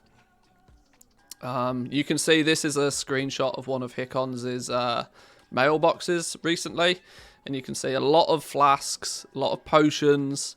There's a bunch of Shadow Steel stuff just slipped in here. But primarily, he's switched his operation to selling potions by the looks of things. Lots of potions. Potion of Unbridled Fury. He seems to be selling them for nearly 1,000 gold a piece. To sell a potion for 1,000 gold a piece is redonkulous. But it goes to show that people don't really value their gold so much that they'll pay 1,000 gold to press a button to get for 1,000 gold for a 15-second burst of stats, and then it's gone. It's pretty ridiculous. You got some primal diamonds floating in there. 2 burning primal diamonds, 11,000 gold. That makes them 5k a piece. Wild prices. Now, obviously, the more people that get in on this, the margins will get skinny. People will go out there. They'll actually start farming. The Xanthid will skyrocket in supply. People will catch up. It's another good example, though, of the early bird catches the worm. If you saw this coming and you prepared for it, real good opportunity to sell out my own YouTube channel here. We did a little goal making video for the Mage Tower literally 2 weeks before it came out. Okay, maybe not 2 weeks before it came out, but I mean, I put out content way before the Mage Tower even came out saying this thing is going to be a gold mine. And not to pat myself on the back, but it is. Desperately want to say I told you so. So if you haven't already, jump onto my YouTube channel, hit the sub button, notifications on, all of that cheeky goodness. Because it's what we do here. We look at things, we see what's coming, and the early bird catches the worm. If you're just reacting to it now, there's not as many opportunities for gold making right now, because the materials are already expensive, the profits are already skinnier because of that. You know, if you see things before they happen, you've got a lot more time to move, and a lot more gold can be made from it. Made about 4 million across servers selling enchants and mop gear. Yeah, there we go. Actually madness. Actually madness. Samadan himself, even on his own little server, Shadow Song, has seen some good sales. He's been selling out some crafted Dreadful Gladiator gear. Pricing it very cheap. Pricing it very, very cheap. This seems to be priced based on... this is just a percentage of his crafting cost. He's pricing this very, very cheap compared to what he probably could be pricing it for. But either way, some good sales there. You can see the fact that, you know, the fact that these items themselves are selling is impressive. There's a dude on Silvermoon that complains about people selling crafted PvP gear for 3 to 6k gold and thinks that he can sell it for the price of the low to mid pop realms and doesn't know that high form pop realms are different. Comparing realms is pointless in my opinion, because it doesn't matter what it costs on another realm. You can't go to that realm and buy it, so it doesn't matter. But it's irrelevant. And this is why, you know, you see this a lot with transmog. The transmog market is a great example of this. That just because it sells for 50,000 gold on another realm doesn't mean that, you know, you should be charging 50,000. You should be charging as much as you can physically get for it. But this will happen. This will happen on all of the realms. The prices will get squished to a small percentage difference between the material cost. Crafters can only make big profits very, very short term. The people who will start making bank over the next 3 weeks for the remainder of the Mage Tower is farmers. Farmers heaven right now. Actually farmers heaven. Because all of the materials that go into these, which have not been farmed in almost any way, shape or form for the last 5 years, are now all of a sudden, you know, super popular items again. We're going to talk in a minute about exotic leather. In fact, I mean, you can see it here, right? The exotic leather, look, this is the last 5 years of data. The red line is the quantity available. This is exotic leather. There's never really been a lot of exotic leather kicking about. Weirdly, January 2020, the quantity started to spike. I don't really know what's going on here. But either way, look what's happened to the price. The market price of exotic leather recently. This graph doesn't actually... an all-time graph doesn't really represent this very well, but... up until recently, exotic leather was like, well, if you can sell it for 5 gold, GG, well played. There wasn't really many people out there for it. Now, most realms, your exotic leather is 30, 40 gold a piece. And it will sell at 30, 40 gold a piece. Because people are crafting it, using it to craft this stuff. Now, you've got exotic leather, ghost iron, windwool cloth for the tailors out there. Xanthid is one that's coming into play because it goes into a lot of the potions and flasks that people are using as well. Materials. Farmers have got... I rarely say this, but it's a really good time to do some farming right now because the prices are just so out of whack. Like, ridiculously out of whack. Because people are paying literally whatever they have to pay to get that advantage right now.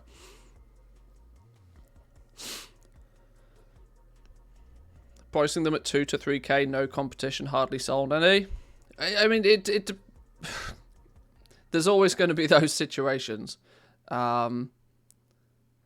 If you're pricing them at 2 to 3k and you've got no competition and hardly selling any, then post them all at 30k a piece. Why price them so low if you've got no competition? And if you know you're not selling many, if you know that you're not selling many, what you actually need to do is maximize the profit on every sale that you do make. So pricing them at 2 to 3k is probably, if you honestly have no competition, then price them at 30k, because that one sale, then if you sell one at 30k, that's as good as selling 10 of them at your 2 to 3k price. Somebody will happily pay 30k or 2k. If you know that the quantity that you sell is not going to be very high, you want to make as much gold as you can on every one. I mostly price stuff for as much as I would be willing to pay. Now that's your problem. That's your problem. Yeah, don't do that. Don't do that. Don't do that. In a market where there's lots of competition, and if there's a market where there's if there's lots of competition and it's a high turnover, then obviously you have to focus on pushing the price down. But honestly, if you've got no competition, yet you are still making some sales, min-max the crap out of those some sales. List them at 30k, list them at 50k, start at 100k. It doesn't matter. Like, start stupidly high, and only when you see the sales completely stop do you know that you're too high. You want to be, it's your prerogative to make as much gold by selling it as possible. Because what other option? Somebody who wants that item, what is their other option? Well, they can't buy it from somebody else because you said there's no competition. So they either buy yours or they don't get it. So how much are they willing to buy yours for, considering it's the only one? Do Chromie time? That means they have to have friends. That means they have to have more than one account. But that's my point, right? Somebody might spend 50k to not have to farm something. You never know. Very rarely do you find yourself in a position where you have no competition. If you have no competition, take advantage.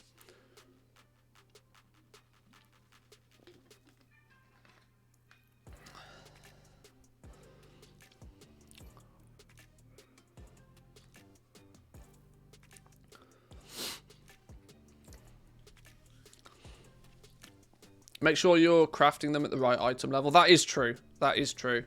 You want to be making them at the right item level because people are looking for specific item level versions. But yeah.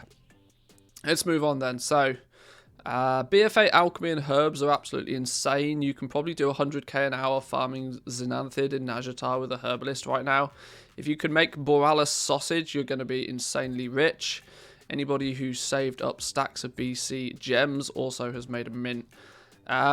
Borealis sausage is a fun one because it uses, stupid sanguicell.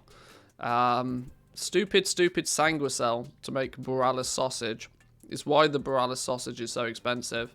But the fact that it gives you main stat off a food buff is kind of why people are using it. Sanguicell's also annoying because you can't really farm it per se.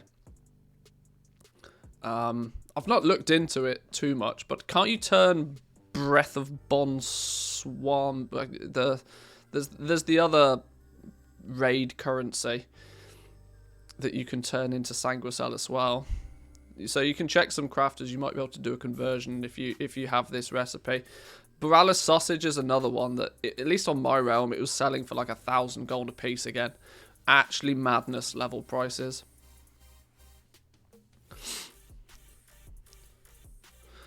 Pay attention to the Time Walking Discord, see what they discover as far as buffs and nerfs go out. That'll help you narrow down what's going to be good. True, I'd highly recommend checking out the Time Walking Discord. They're doing good bits at the moment. Excuse me. And of course, if you haven't already, go watch my video. Dual crafting gems are particularly interesting, as well as both drums. Yeah, drums have been doing bits. That's for sure. It's nice to see such variety and min-maxing on many characters that makes the whole thing interesting and has totally invigorated the market for old world professions. More please, Blizzard. I agree. This is why I don't want to see them nerfing all of these old trinkets and stuff. Because every time Blizzard hotfixes or nerfs a trinket, it's less of an incentive for people to go out and play their own game. It's really annoying me that they decided to do this. Like, there's nothing wrong in a purely solo piece of content with somebody going out, farming a trinket that works well in that solo piece of content. Even if it is overpowered. Doesn't matter. Literally doesn't matter. It's affecting nobody but that player themselves. They're investing time to go gain an advantage. Let them have a goddamn advantage. Holy Christ. The more that they go back and hotfix and nerf old trinkets and old bits of gear, they're just negatively affecting the game by doing that. It's really annoying to see. Almost as if Blizzard devs don't play their own game.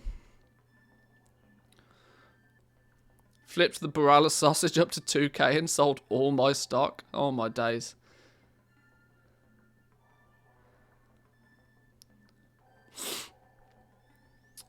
Gold making challenges then. Let's move away from the Mage Tower and let's look at some other options then. So with all the hype about the Mage Tower challenges and recently with the Season of Mastery, got me thinking about gold challenges. I feel that goals and rewards are core to the motivation of a game like this. First I had the challenge of earning enough for a token, then I had the challenge of the Brutosaur. What other goals and challenges can we undertake in the economy? There's a really fun website for collectors out there called Data for Azeroth. That is for sort of recipe collection, the completionists out there. There's also statistics tab in-game for characters, but I don't think that's really an accurate representation. Some people might like the flex of having the most gold on a server. I don't think Data for Azeroth has the ability to track gold, though. This website does some funky stuff. You can put in your character and your realm, and you can get to see what's going on and where. You know, completionist score, achievement points, mount, pet score, toys, appearances, titles, reps, recipes, quests. What's the more? Pets, feats of strength, legacy achievement, alt score, honor level, and honorable kills. So it provides some funky leaderboards for stuff.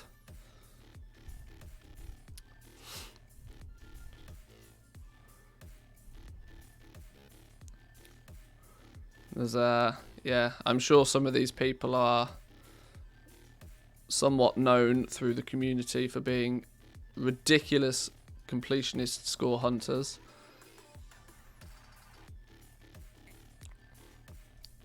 Who has, for example, let's look at mounts. Who has the most mounts in the EU? Some dude on Eridar has 867 mounts. Wow. He's not just ahead. They're not just ahead of the game. They're ahead of the game by 11 mounts. Holy smoke.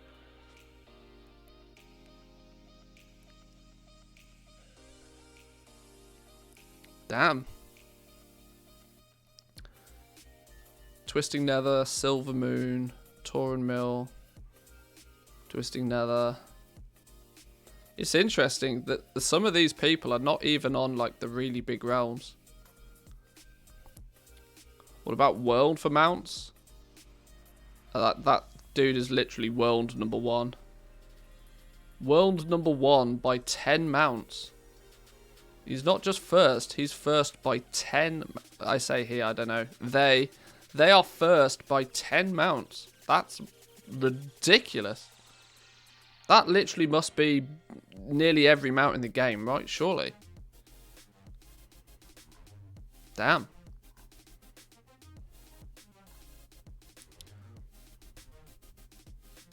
Probably gladiator mounts or other unobtainables. Yeah, maybe. Yeah. PvP. Maybe he's just a real big PvP and have got lots of gladiator mounts. Maybe, I don't know. Recipes. This is more my thing. Wow. There's a lot of recipes in the game. 97.7% of all recipes this player has. Jesus. Check his armory. I'm intrigued now. Realm.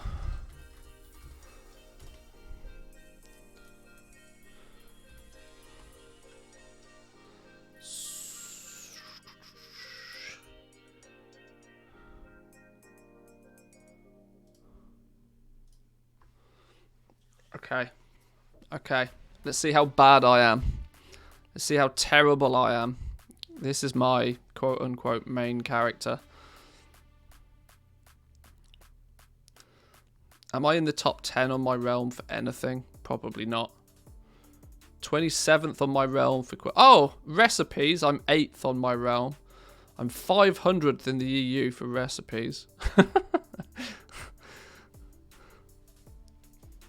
I'm just such a casual. An absolute casual.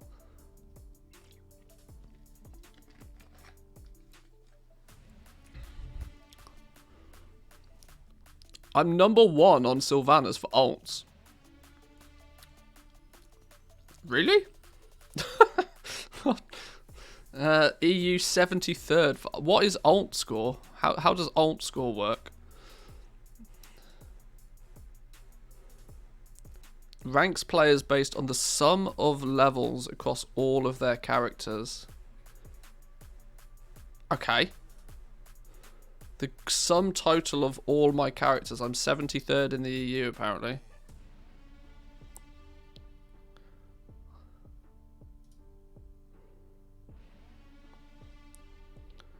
I mean, surely this just favors multi-boxes, right? Surely. People who multi-box back in the days, probably.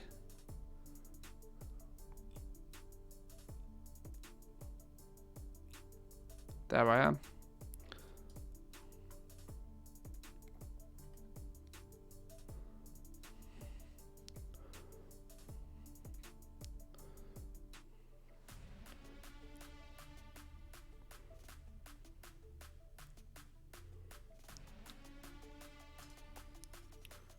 Ranks players based on the amount of their level 60 characters. Okay. Who's got the most level 60 characters in the world then?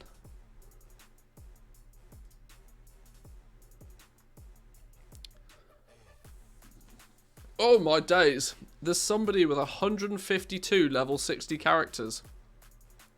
Wow. Okay. Okay. 152 level 60 characters. That's bananas.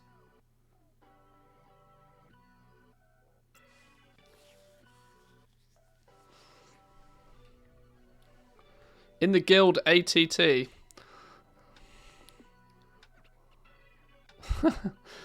All the things. All the things. There's a huge jump in like level 60 characters. You know, there are a bunch of people like 30, 40 plus. Then, you know, some real tryhards like 60s, 70s, 80s. Then it just gets redonkulous. These guys must do nothing but level characters. I mean, you can only have 50 characters on an account, right? So that's three accounts maxed. 3 maxed accounts of level 60 characters. You know what's really annoying, actually, is you could buy this title now. You could buy this with you could buy this first position with your credit card. I mean, it would cost you a lot, but $60 multiplied it by 153. It cost you the best part of 10 grand, But you, you could spend you know, 9,000 euros and just buy 153 level 60 characters. Not that you would, but I mean 10 grand to a whale out there is nothing, right? Any Oilers in chat?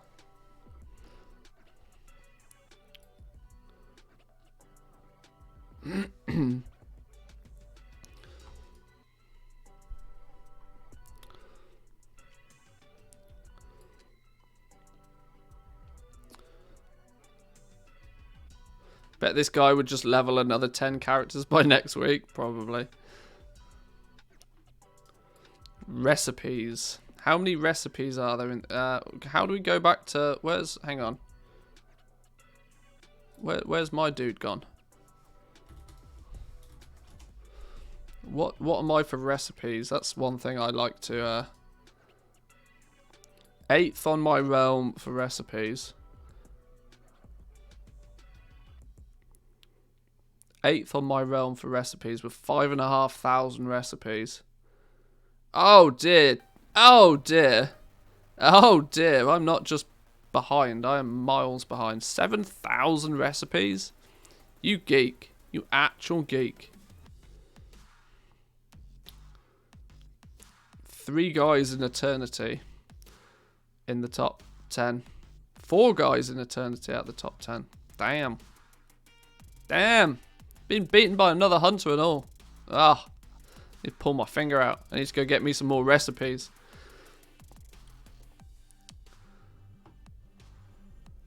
Part-timer? I know, slacking. Actually slacking.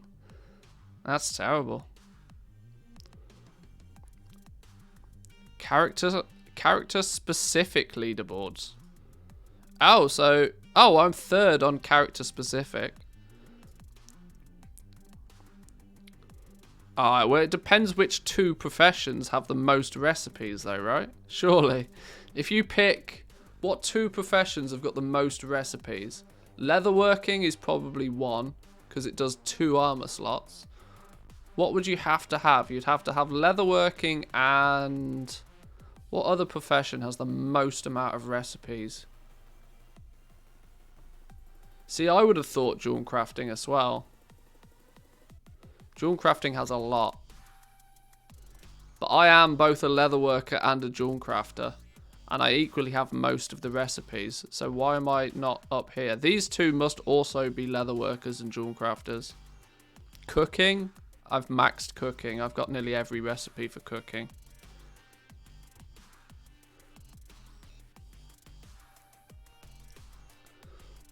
Yeah, I was just looking at the character specific. I thought it'd be interesting to see what the character specific was. But these same dudes then are, if we look at account wide, glitter hammers here. Interesting. Alchemy, especially with transmutes, maybe. Well. Well. Turns out I need to, turns out I'm a part-timer, apparently. Need to pull my finger out. I'm not even going to look at mounts because it's embarrassing. Achievement points? Who's got the most achievement points on my realm? 36,000 achievement points? That's pretty ridiculous.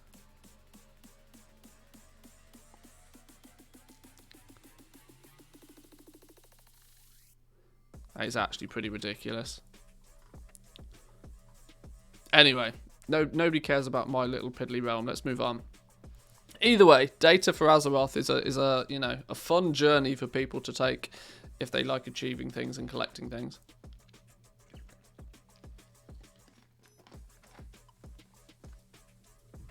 Samalan goes on to say that a gold sync mount was a perfect challenge for him. Really hope we have another 10 million gold or something that brings back the Brutasaur while we're at it. Yeah, we do need a big gold sink. We need a big gold sink. Rich goblins are getting richer by the day, and they have seemingly nothing to spend their gold on other than the black market auction house. And even then, a lot of them don't care about... If you don't care about mounts, then what have you actually got to spend your gold on? It's a problem. It's a problem Blizzard need to fix. Or there's going to be... Or, yeah, the economy's going to get swayed pretty dramatically. Big goblins with lots of gold have outrageous amounts of buying power and can literally clean out an auction house. Blizzard needs to do more to prevent that from being a thing. And a big gold sink, 10 million off the top of a really mega goblin is nothing right now, but it would do something. So let's see what some people said then. Honestly, the most I get out of having tons of gold is making other people happy. I gifted my close friends multiple legendary items. I didn't play between Wrath of the Lich King and Shadowlands and thus don't have a Bruto, but I'd definitely level my auction house character to be able to sit at Oribos and offer an auction house mount to people. Thus, I would like to have expensive mounts that offer utility to people, like in Shadowlands, an Anima deposit mount, or a mount which you can change your Soulbind's conduits. It's very unlikely we'd ever get mounts for what is in essence a borrowed power system, because then that mount is just useless the next expansion. Or something that works like a forge or an anvil, maybe even a cooking fire, so I don't have to click the profession window. Yeah, maybe. Have a gold star, but sure. Challenge right now is the desire to continue trying to aggressively earn gold. Oh, there we go. The challenge is the challenge itself. Challengeception. I already have more gold than I could imagine spending, noting that I would never personally consider some high-priced activities like placing a gold cap bid on a black market auction house or buying a full mythic raid carry. So a few things are off limits for me. I have every vendor mount, toy, etc. in the game that can be bought with gold. Other than collecting missing items as they appear in the black market auction house, I'm just sitting on my gold right now. This is the problem. This is the problem that I say. Like, really, really wealthy goblins in this game have got nothing to spend it on. There's nothing at the top of the tree for rich goblins to spend their gold on. And it's meaning that all of the wealth on a server is slowly but surely moving to the top of the pyramid. And it makes the gap between the average player and the people that run the auction house so great that it becomes an artificial, invisible barrier to entry. This is why so many people struggle to get going with gold making, because they try to compete with people that are just so far out of their league and so far ahead of the game already and just can't. Which is why I always recommend people, farm up your first 1 million gold. It's going to be a hella annoying to farm up 1 million gold. But trust me, if you do it to begin with, you'll have way more chance to then start crafting and flipping at scale to compete with the people that are already doing it.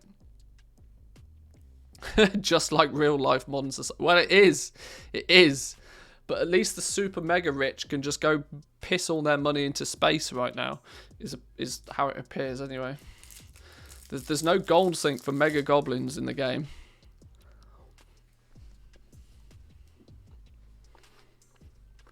Still post and sell a few low volume niche items where I'm the only one posting them, but have stepped back from the legendary and crafter's mark items for a few months now.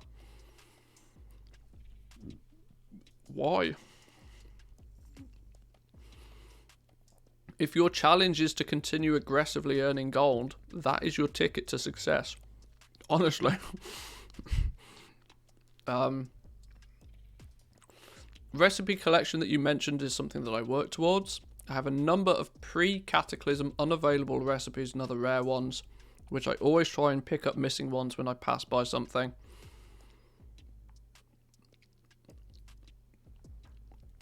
Slightly angry at the token system, knowing that Blizzard profits directly from it, and then seeing items in the game like legendary templates costing enough to drive token sales. Yes, I know that adults with adult jobs don't mind spending a little extra of their real money to save time in game, but it's the principle of being pushed to do that in the first place and the microtransaction culture in video games. I have traded gold for Blizzard balance on very seldom occasions, like a store mount sale, where I couldn't legitimize spending real money on a mount. Yeah, I get that. I get that. But the token is a thing. We have to play around the token. The way to play around the token is to earn money faster than what, other people can. Planning to re-enter the market for the initial wave of 9.2 rank 7s and crafters marks because the earning opportunity is significant. What would be a good gold sync in the future? Player housing, transmog mounts, just some things. See, I don't see the appeal of it. I don't really see the appeal of player housing. It doesn't do it for me. But it's probably because it falls into the same category as transmog. It's an appearance thing. I just don't care about that stuff. But I equally understand that if they were to implement some player housing, I know it's an entirely new topic of conversation that I don't want to go down that squirrel right now. But it could definitely act as a very good gold sink. I'll have the apartment on the top of the Stormwind auction house, please. 10 million gold. Boom. It's mine. My own personal instanced auction house. Don't have to deal with the scum. Yeah, player housing could be a thing.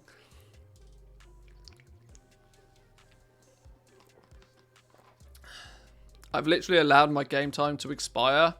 Made a killing. This expansion was amazing, but it also lost its meaning after there was nothing to spend it on. See, this is the problem. This is the thing. This is why I start the game again on a new realm. I'm now into my third realm. Sylvanas, 40 million liquid gold, everything leveled, complete, done. Torin Mill, 20 million gold plus, everything leveled, done. So now I'm on Draenor, where I don't have any gold and I'm starting again. Because for me, the fun is the process of getting there. Because there's nothing to spend the gold on eventually.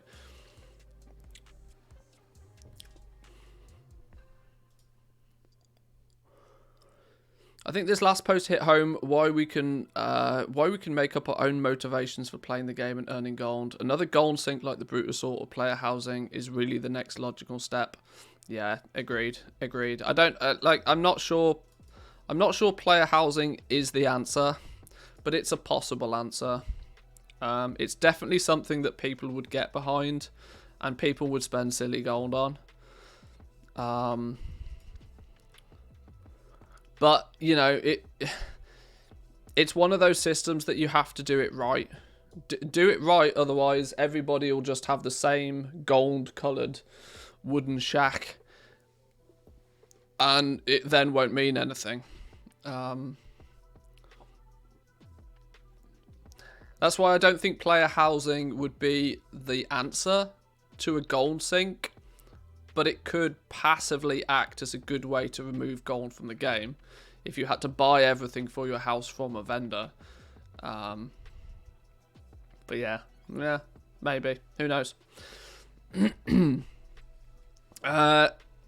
Canada TV has put together a fresh series going through Trade School Master and how to use it with the hopes of consolidating, I can't speak today, information that's out there. I've not watched this little series yet, but I should probably pay attention to what's going on. Simply on the fact that, any more tuition on Trade School Master is probably helpful.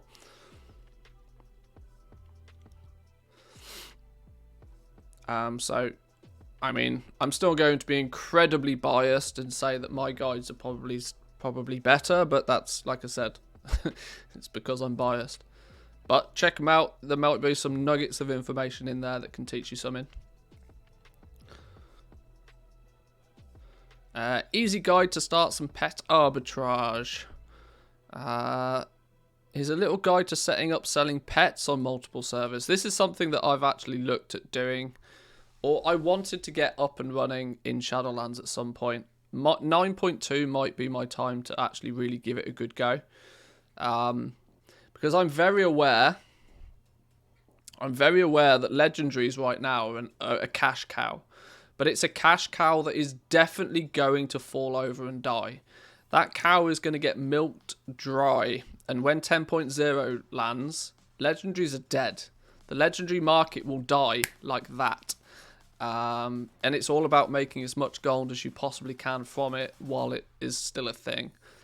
Because legendaries are a player power thing. And it's annoying how that they're a borrowed power system, I should say. And borrowed power systems never transition from one expansion to another. And the fact that it's so heavily integrated into crafting is going to mean that Shadowlands professions, by the time you take the legendaries out of them, are going to feel horrendously like bare bone in the future. But, I mean, you know, the way that Blizzard treats professions is that they just won't care. But pets, for example, is an area of the game that is always going to have value. And so it's an evergreen market, I guess you could say. But it's the logistics of getting it set up is why I haven't done it yet. But there's a little bit of a guide by Hotshots on how to get up and running with some pet arbitrage across multiple realms. For me, it's simple things like this little macro is caging your pets. Now I know there's some add-ons that do this as well. That help you with doing this.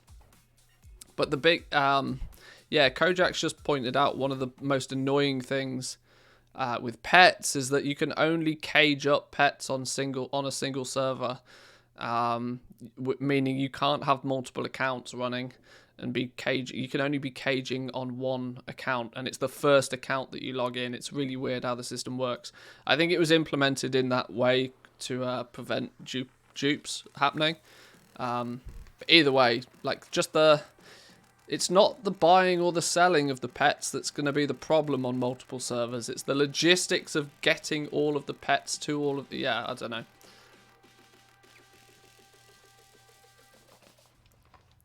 Maybe once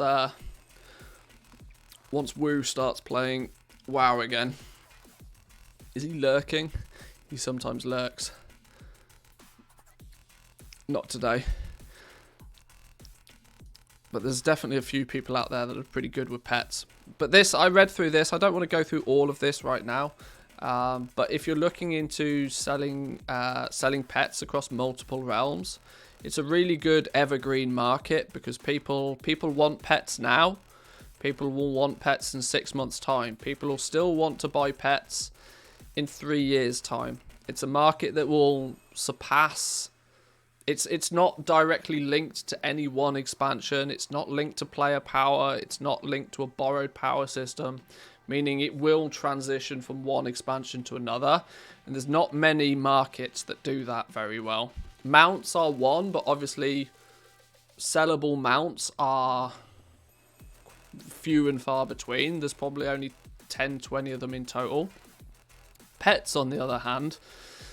thousands of the damn things, and if you can organize the listing and you can organize the caging and getting them all where you need them to be, you can probably turn a huge profit off pets. But that's pretty much it. That's pretty much it for this week's Wowhead Economy Weekly Wrap-Up. Now, I know we went off on a tangent a little bit in different directions, but there was some good info in that.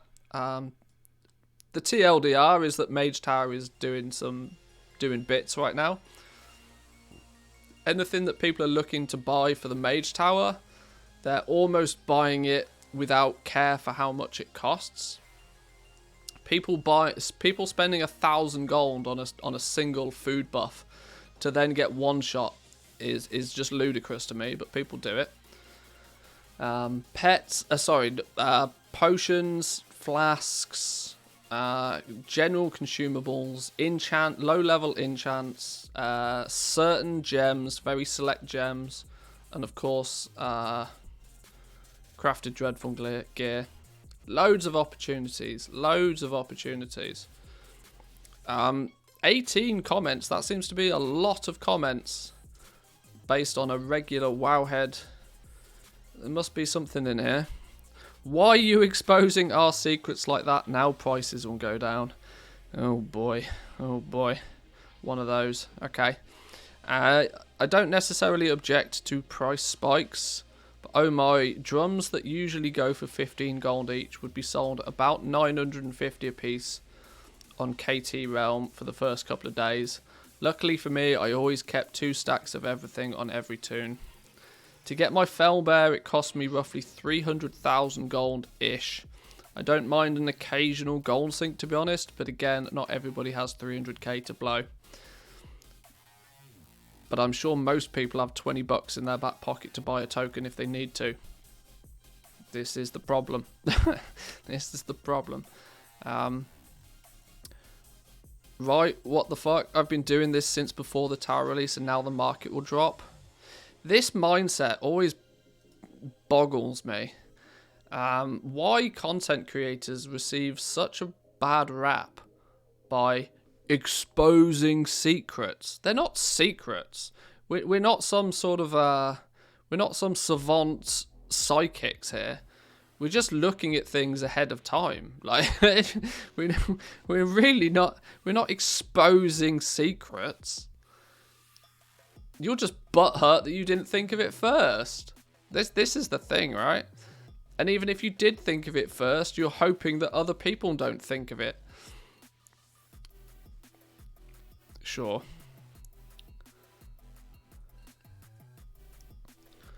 Why you mad was never yours to begin with. Yeah, this kind of says it, you know. It wasn't your secret in the first place.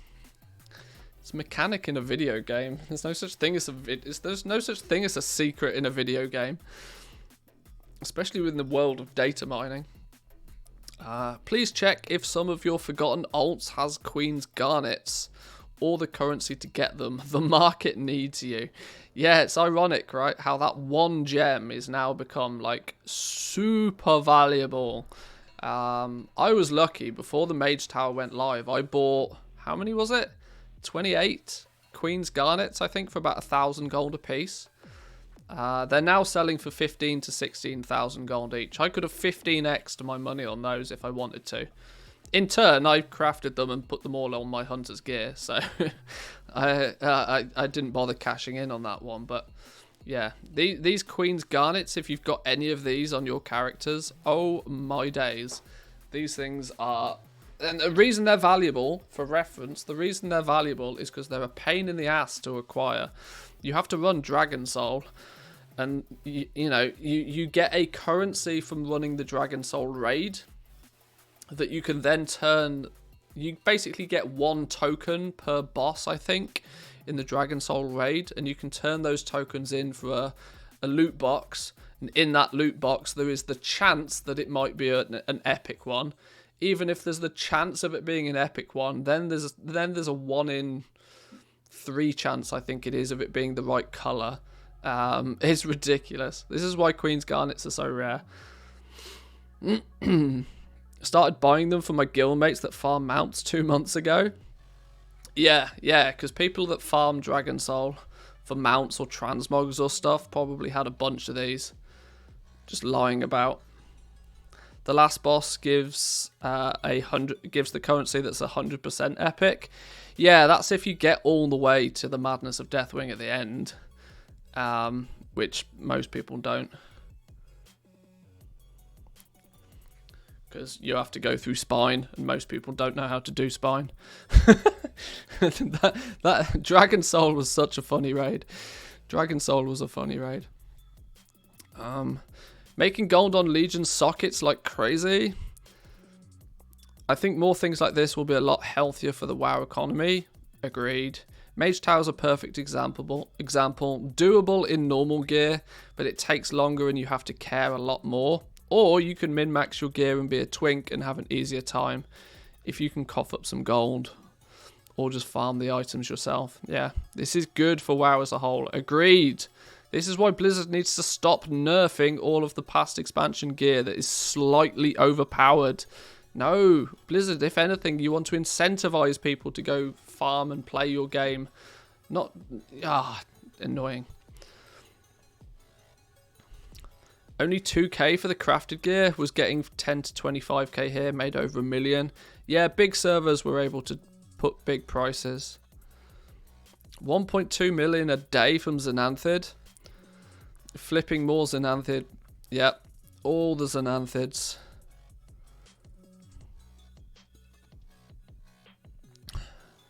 After that Twitter hack job you did on... What? Alright, somebody's butthurt about something. Go away with that Kalimdor stuff in the next post. Tired of the crap. What? Alright, don't understand these ones. Got 20 plus from buying the crystalline Geodudes. Had tons of motes of darkness from my days of farming Dragon Soul for mounts. Yeah, there we go. Hopefully people read this comment before wasting gold like I did. The only way to make gold with this is by using Relic of the Past 4 on gear when you craft it, which is apparently broken. Or broken for some people. Sounds like you just didn't do it. My Dreadform crafts are not using my relics and making the base item levels which sell for 200 gold, where the 48 item level pieces are over 2k. Craft one, make sure yours works as usual. A gold method that doesn't work for me. Don't think you're telling the truth, are you, Dawn Rider? I'm quite sure. Why Xanthid? Xanthid is the primary component for making a lot of the potions and flasks. A lot of the BFA potions and flasks people are using. So yeah, and they're all made with Xanthid. How do we report that? What's all this guff about some Kalimdor post? Can't believe that post... Oh! People are commenting on this post because they can't comment on another post because Wowhead have locked comments on another post, so they're using this one. Fucking hell.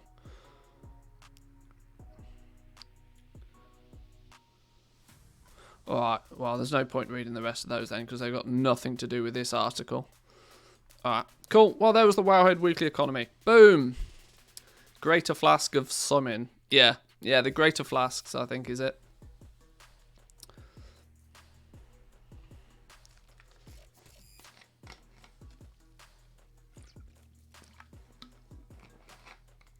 Right, I might, after that, I might embarrass myself for half hour.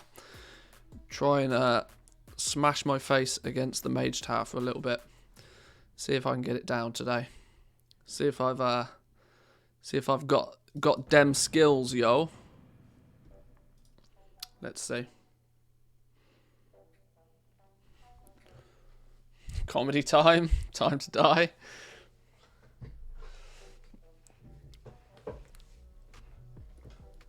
Well, we'll see. You watch. I'll one-shot it. Prove you all wrong.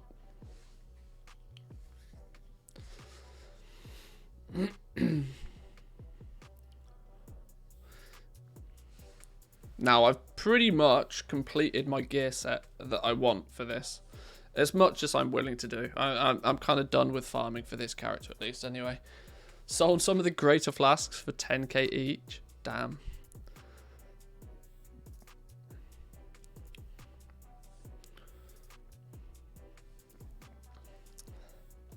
Should install the Deadly Boss mods and the Mage Tower module. Helps a ton. Already done it. Already done it. Way ahead of you. You guys seem to assume I don't know how to play this game. My game seems to not want to load though. Oh, there we go.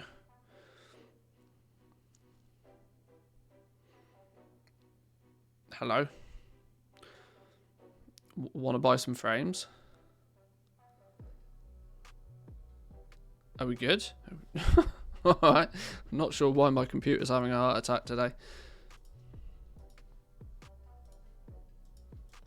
Right, where are we at? We are okay. Let's fly on over. What's the aim for doing Mage Tower for as goblins besides achievements, if anybody cares? And there's the mount if you do all 7 of the different or the 7 different challenges. You get the mount for doing that, I think. While we fly over, you can see I've pretty much as I'm willing to do, I've pretty much completed my set now. Hang on, why is it not showing everything? There we go. Now it's showing everything. I don't think I've enchanted everything. I think I'm missing something somewhere. I don't have an enchant for my back piece. And I also think I boo-booed up and forgot to use I forgot to use some of the more powerful gems. But I'm actually at the point, yeah, the Saber's Eyes I forgot to use, I think. I'm at the point where it's not my damage that's the problem. It's my ability to execute the mechanics that's my problem. So, damage is not a problem for me.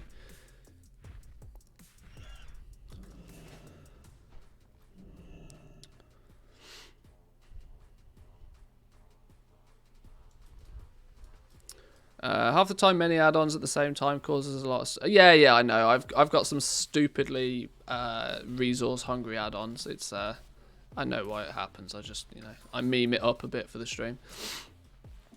But we are pretty geared up for this now. So it's less a case of having an issue with damage, more of an issue for me at least of just straight up execution. Where's my weak aura gone for? What? Where's my weak aura? Hello there. Eliath, how we doing? Welcome in. Why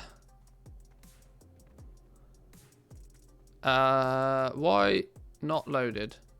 Oh, okay, interrupts. Why is that now not loading? Okay, just turn that off, sure. Right, there we go.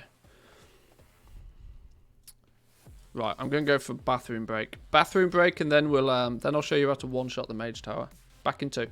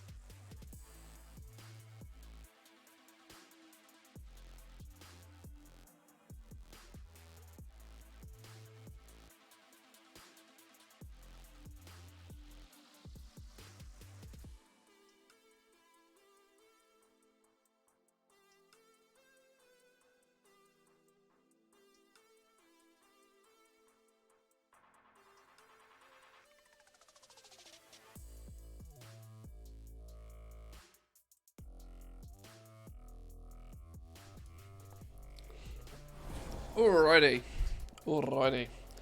Let's do this. Time to one-shot. Get rid of Zygor. We don't need Zygor. Now. Where's me flask? Where's it gone?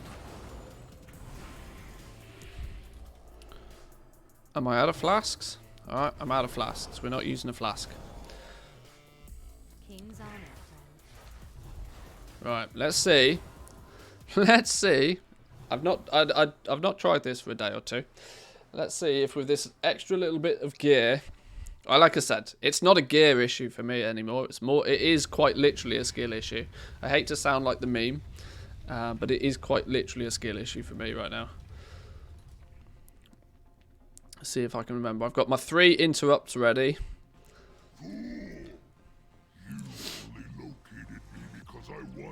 If I skill issue detected, yeah. If I completely ignore chat, then for the next 10 minutes, you know why.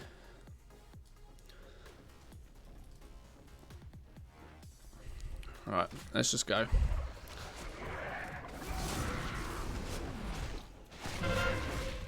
We interrupt Fell Burst.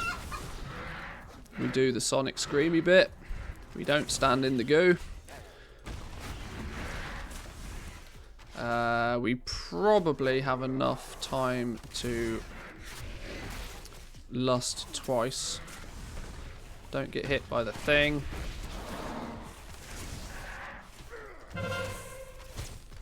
Interrupt that.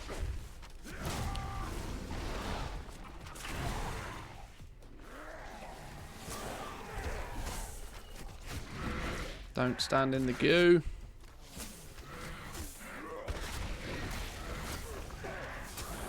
Got stunned because I'm an idiot. We'll stun him this time.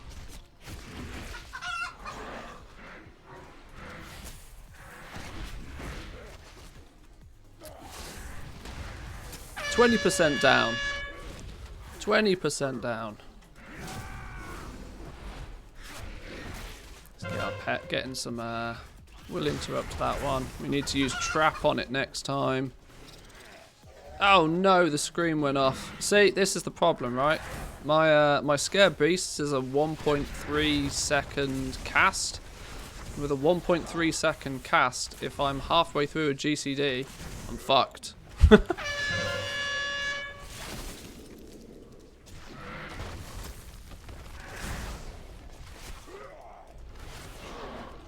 We got this. This is easy mode. Chill, relax. No problems here. He's gonna...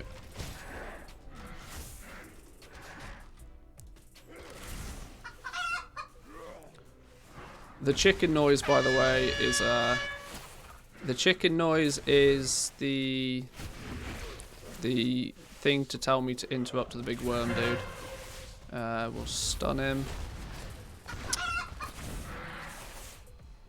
See, once again, halfway through an ability, as that goes off. Fucked me.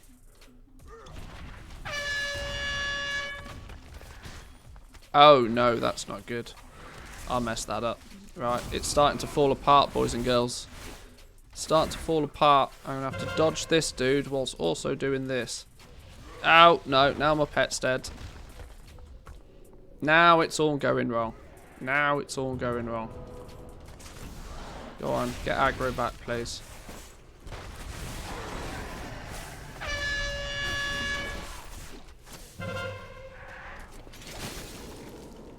What?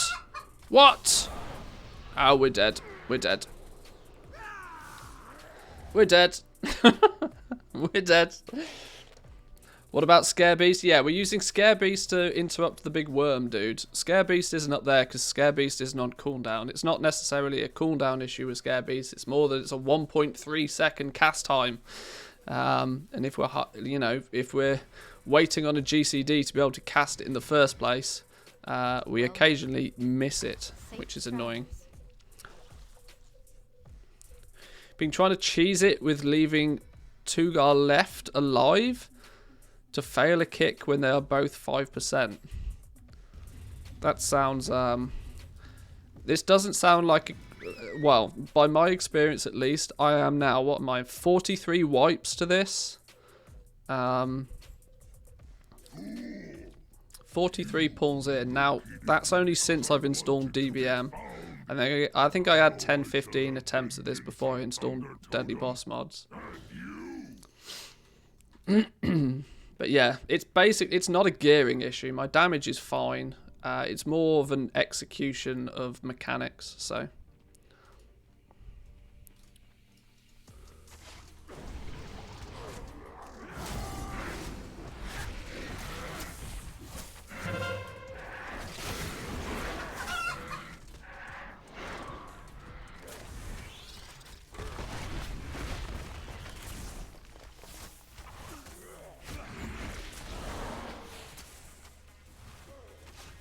Right. Let's focus on these. Get these down real quick. We'll probably we'll stun him on that one.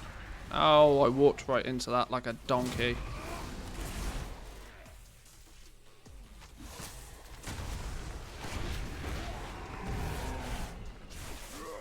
I need to make him go through the stones.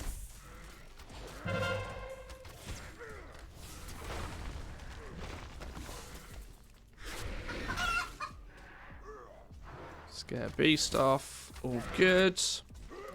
Still taking way more damage than I'd like to. Oh god.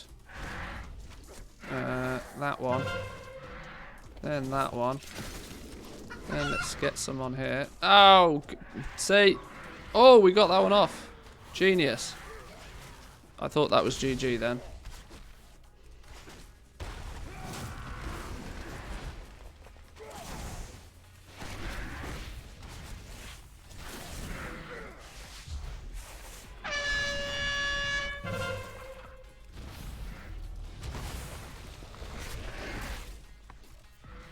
Just need to focus. Pay attention.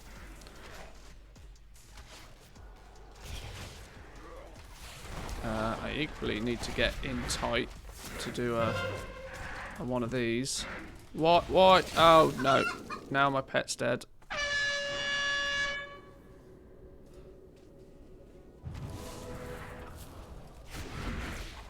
Right, well, that was a bit scuffed, but I think we recovered.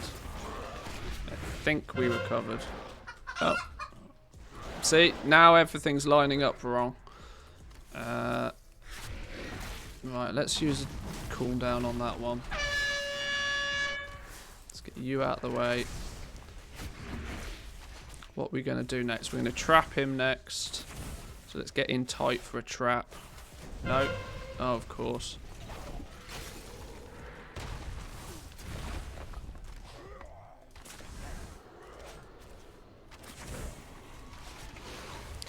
Yeah, my DPS is fine. 750 is not amazing, but we can live with 750. We're going to need to chicken in a minute. Oh dear. See, when both the things you have to deal with line up at the exact same time, fucking annoying. It's like, well, what's more important? I'm not sure why my doorbell's just gone. I really hope my wife has not left the house and is expecting me to go and answer the door.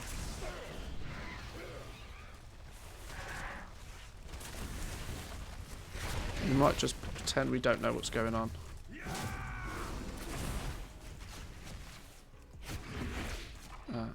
Oh god. Okay, I've got to F this one.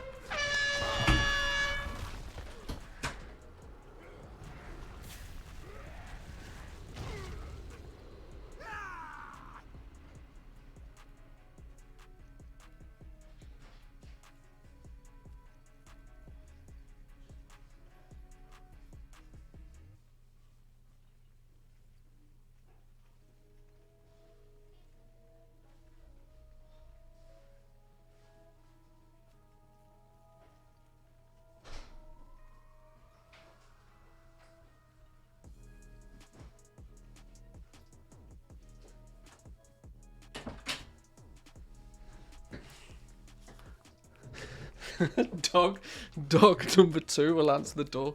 That should be the next trick I teach the dog, shouldn't it, really?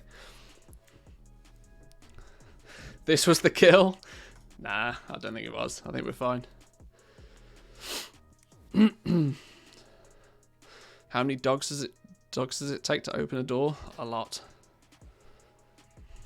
Right, let's try that again then. Let's try that again. It's all good practice, right? At least I wasn't using tens of thousands of consumables.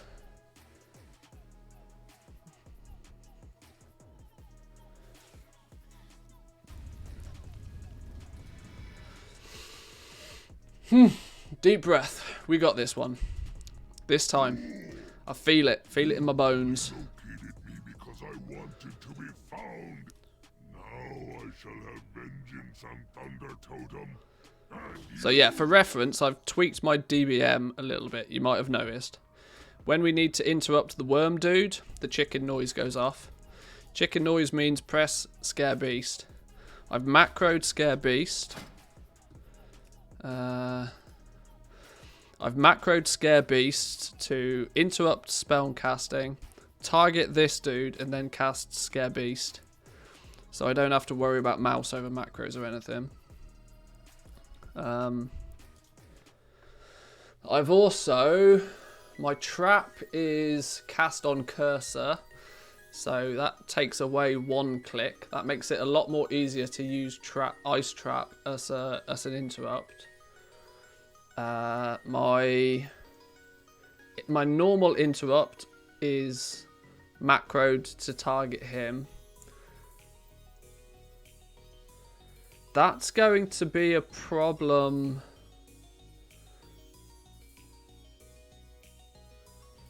That's going to be a problem though when we kill him. That the worm enrages. Same with... I've just realised that is going to be a problem. Same with my stun.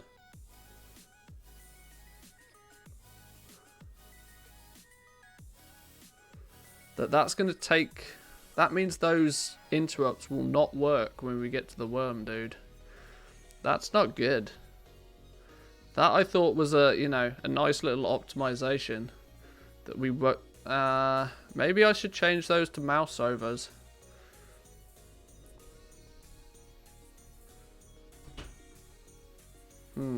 Hadn't thought about that. Hellos.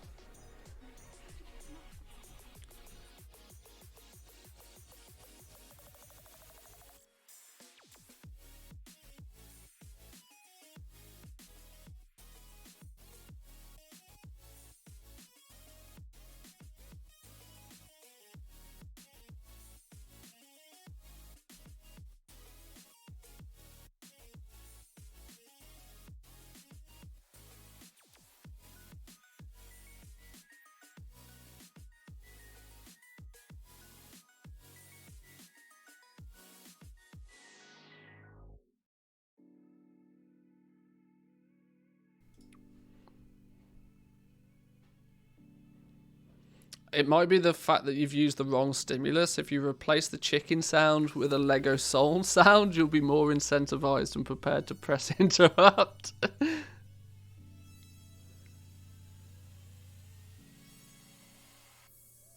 You might be right. You might be right. Well, let's keep going at this. Let's give it another go. I've just had some spring rolls delivered for the Chinese takeout for lunch, so I'm gonna have one more blast at this, and then we'll eat some food. Yeah, let's just go.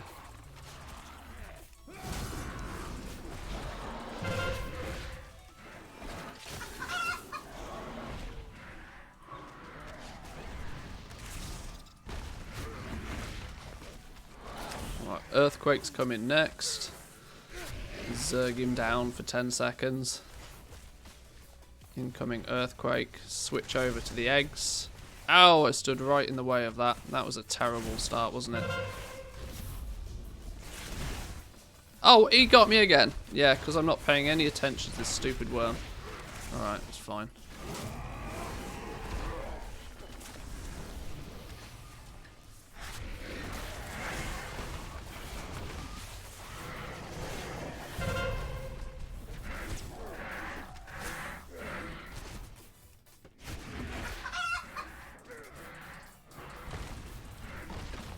My leech doesn't seem to really be doing anything for healing me up. This is a problem. No self-healing is oh, it's game over now. Oh, and a stupid... Okay. Yeah, this attempt went completely wrong. Do I try and potion this and recover, or do I just call it?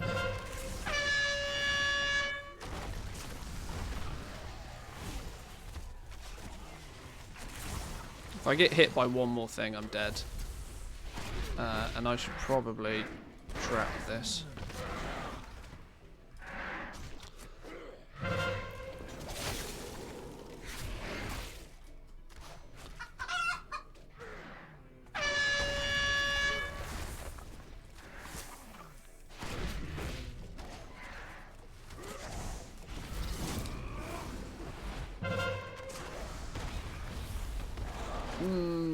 Yeah, this is not good. This is not good. Yeah, that was not happening. I raised my pet 3 times in my best attempt. The one thing I've learned about this is you absolutely have to interrupt that fell burst every time. Your pet dies, you might as well just, you know, Alt F4. Because if your pet dies, the problem is it's a snowball effect, right? Then you take more damage because you have to res your pet. You either have to, I don't know, use a turtle or something to try and not take damage. Yeah, there's a bunch of things that get in the way really quickly, which is a bit annoying.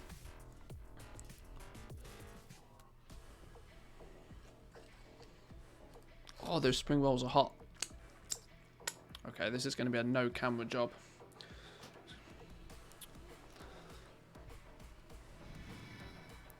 Alright, considering they're about 7,000 degrees hot, we'll give it another go. Then we'll eat some food. Farewell.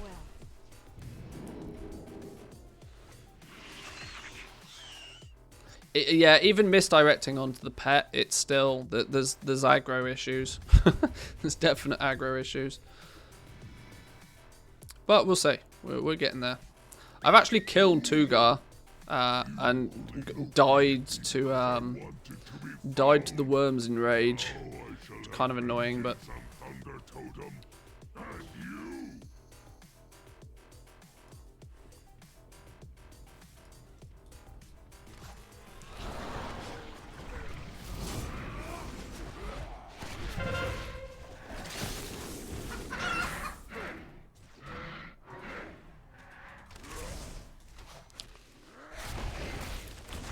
now I think one of my problems is that, like, even with a ferocity pet and leech, I don't really gain any health back ever, which means I'm entirely responsible for my own self heals.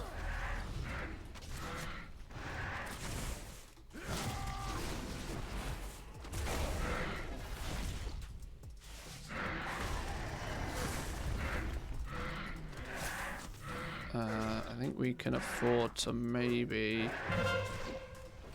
ice trap that one. Right, is he going to go back to... He is going to go back. Let's do chicken. There we go. Let's make sure we've got aggro on him, actually. He's down to 7 stacks now. Where the hell is that? Okay.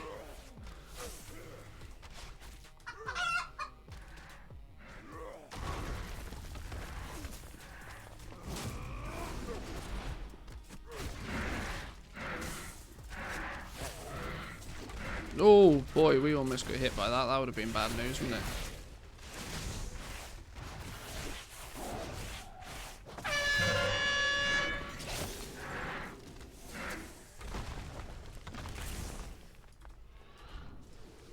Where's this worm dude gone now? He's over there. Trying to get him to go through. Oh, double rock. That's Biss.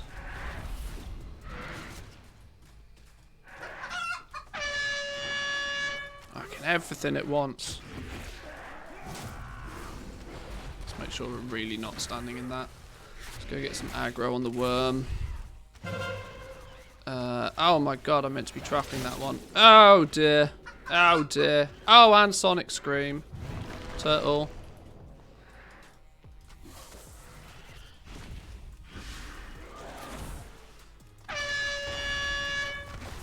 Right, I think we recovered from that without too much going wrong. We had to use turtle, but it's fine.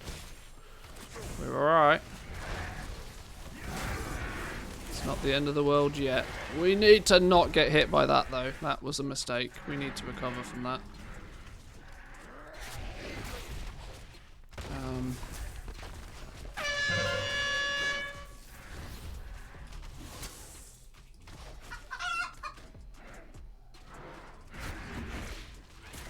bring Tugar back over. Get some cleave on it. We should probably trap the next one.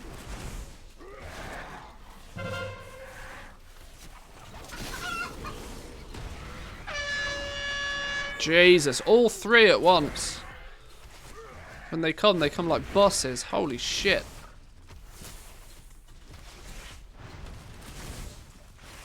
Right, we'll interrupt the next one.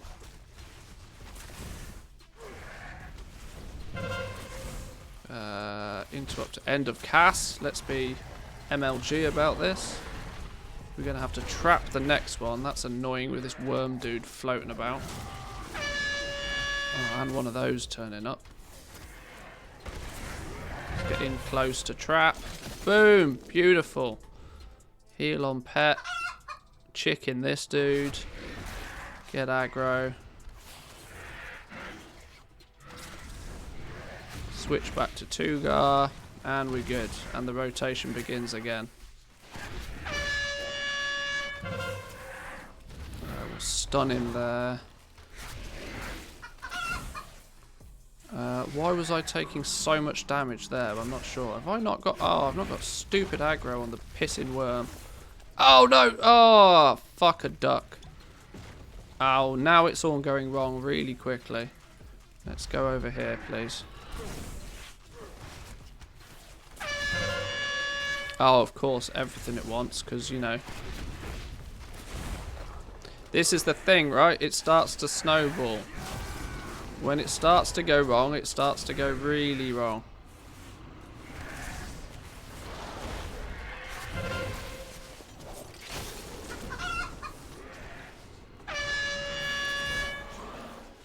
Literally everything in one go. And now this worm's got... yeah. Fuck's sake. Oh well. Oh well. We're getting there. We're getting there. Right, I'm going to eat some food. We're going to eat some food and we're going to think about how we're doing. We'll go Doge Cam. Oh, there is no Doge for Doge Cam. Okay. Alright, well whatever. I'm going to eat some food. Nommy nommy. We have spring rolls. We have some magical spring rolls. They are hella greasy, so this might require some more effort. Let's move Mr. Microphone over that way.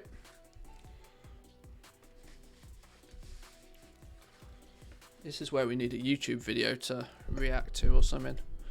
Turn myself into a React Andy.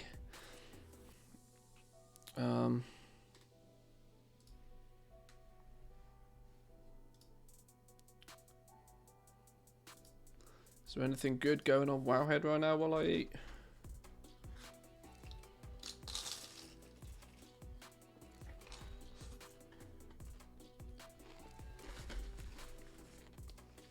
Oh my god, that's hot.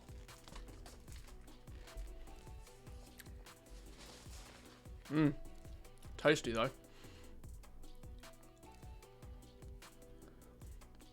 Dratnos and Tails discuss the Mage Tower nerfs.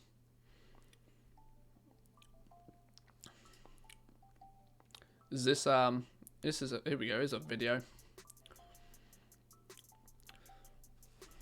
Very early into the new Mage Towers life, players encountered more resistance than they'd expected, and Blizzard quickly posted their intent to tone down the outliers on the higher end difficulties. Tails points out that the expectation of the Mage Tower difficulty may have been set by how challenging it was in Antorus Gear in 7.3, rather than when it initially released, when players were 2 tiers behind in Nighthold, as that version was brutally difficult. Yeah. Read the post that no one can comment to? No, I think I know what that post was about, and I'd rather not. Far too political for my liking.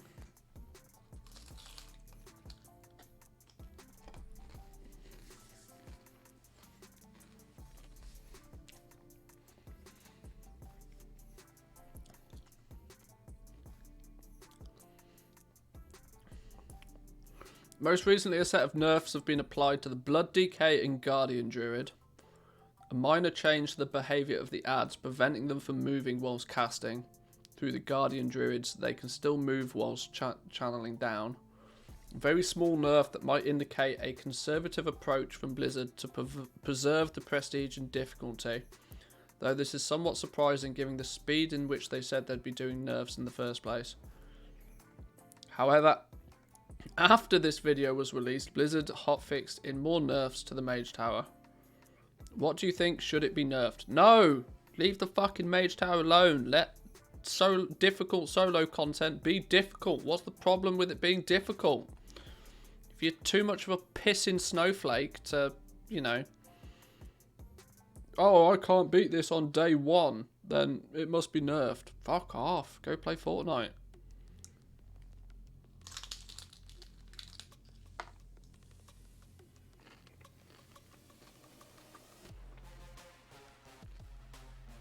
Should we watch the video? I think we should watch the video, shouldn't we?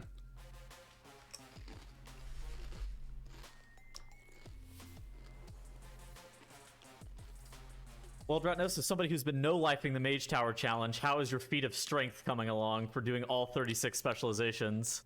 Like one caveman said, just get good. Yeah, exactly. Dude, we've literally both been so busy. All right. So for those who haven't been playing or have been living under the rock, the Mage Tower is live along with Legion Time Walking in World of Warcraft this week and next week. So you have about a week and a half left where Legion Time Walking and the Mage Tower are going to be active. Then, right? So if you want to engulf So yourself with you've some of that actually content, got, like, 3 make sure weeks to left. hop on the game and participate in that today. Also, for Mage Tower class guides, Wowhead has class guides on every single specialization. If you are also going to be trying to participate in some of these, there's a lot of VODs from other people as well. I'm sure there are YouTube guides if you're looking for some of those things. Overall, though, Wowhead has very comprehensive and well-written guides that... These guys are obviously sponsored by Wowhead, by the way, and so are promoting their Wowhead guides. A lot of the Wowhead guides are pretty terrible. Just throwing it out there. Check the Time Walking. The Time Walking Discord is my suggestion. Go pretty in-depth with what you're going to be looking for. So, why has the Mage Tower been controversial this week? Yeah, I think the difficulty level caught people off guard because it is quite hard. A lot of the specs are quite hard, especially I think the tanks and the healers, and maybe Archmage Xylem, the one that like Havoc Demon Hunters, Sub Rogues, Arms Warriors do, and Survival Hunters. Is that a spec? I think so. Yeah. So I think the biggest thing is like. So I think for a lot of people, they kind of remember the Mage Tower how it was at the end of Legion. So whenever the Mage Tower was initially released during Legion, it was a lot harder than this, actually. What the current Mage Tower that we have, there was something like 20 people who killed the Protection Paladin one in the first. Difficulty is not a problem. I really hope they address this, that difficulty should not be the problem. I'm going to non-full screen this, actually, just because I don't particularly like, you know, yoinking content quite that aggressively. I hope they point out the fact that it just being rock solid is not and should not be a problem. Bugs, fix bugs, but leave the encounters to be difficult if they're difficult. First full reset, like 20 players that were able to complete it, and it was stuff like that where it was like almost impossibly hard. Now Mage Tower definitely a little bit easier than that, but harder than it was at the end of Legion whenever you could just completely face roll it. Yeah, I mean, I think the Prop Pally one was an outlier back then. It was an outlier back then. It was definitely an outlier back then. They weren't all that bad. No, but there was most of them were very difficult. Also, they hadn't been tested or done yet, so I guess there's something to say about that. But a lot of them definitely were really difficult on release. And I think the biggest point of contention with players is like casual/normal players who want to do the content and who feel like it's like it's not able to be done by them, or it's too hard, or it's going to take too much time out of their day to be able to complete it. And Boo fucking who? Honestly. If, like, in addition to it only being on a 2-week rotation, whereas for the more hardcore and more passionate player base, they want it to be challenging, and they want like difficult solo player content, and that's what I Yes. think the current Mage Tower provides, is like that difficult solo player content that you can get. Emphasis Yeah, on solo player. content in World of Warcraft that isn't based on having a certain amount of gear or doing a certain amount of grind before it's achievable, I think is something that is cool. I like the idea of bringing that into the game. Unfortunately, Absolutely. Mage Tower doesn't fully accomplish that, because you are able to use old items that are like triple socketed or No, Dratanos, please do not go down this path. Please don't get suckered by this path. This, oh my god, this guy knows what he's talking about. Way too much to go down this path. The gearing gives you maybe a 20% advantage. These encounters are mechanically based encounters. I have got near enough BIS gear on this hunter, right? And it still doesn't matter. Having nearly BIS gear on this character doesn't matter if I fail the mechanics. All it means is it shaves off 2 minutes of the encounter. Instead of it being a 12-minute encounter, it's a 10-minute encounter. If you pump DPS, then maybe it's an 8-minute encounter. But throughout that entire period, if I mess up a mechanic, I still die. It's got very little to do with gear. weird trinkets, and they've been fixing a lot of these to be less good, but potions, right? Random healing potions from random expansions are better, and like random damage potions and all kinds of stuff. So it's kind of weird because it doesn't fully achieve that idea of being this content that is not based on the preparation or the optimizing your gear, right? It's just kind of, instead of optimizing your gear in normal ways, you're doing it in weird ways. Yeah, abusing scaling. I mean, there's always scaling issues. I think that Scaling is with every fucked. I will say beta that. that we've seen for a new expansion, or with every, there's always time walking sets that are super optimized in weird ways because of trinkets scaling and whatever. And I think that for me, I think is one of the biggest downsides, like the biggest disappointments with the whole entire thing, is that there are ways to cheese it. Because I think that for you and I, ideally, it is like a set difficulty where the scaling of the gear doesn't really matter. Honestly, I think that templating probably would be the best bet for something like the Mage Tower, just to make sure that the developers could put everybody at least close to an even footing and have the difficulty around. Shadowlands gear, I understand having a template to it. That's fine, but they shouldn't then make it so that you can't use other gear. I know that kind of goes against the templating methodology. But what I don't see hardly anybody talking about is how these fights are mechanic fights. And these guys raid at a mythic level. These guys should understand that gear, when you get to a certain degree, doesn't matter. This is why the World First Guild's able to down mythic bosses with seemingly way underleveled characters. Because gear doesn't matter if you do the mechanics correctly. If you don't stand in the fire, you don't die to the fire. Gear is a bonus, but it's not essential. If a fight is indeed proven to be near impossible, yes, nerf it, but don't immediately nerf it because 5 people whined. Doing any nerfs in the first week is just bonkers to me. It took me 15 minutes killing it as Disc Priest, just had to go Giga Concentrate and play it perfectly. With gear it would have been 12 minutes. Yeah, that's my point. That if you fuck up a mechanic, then you die. That's the level of difficulty it is.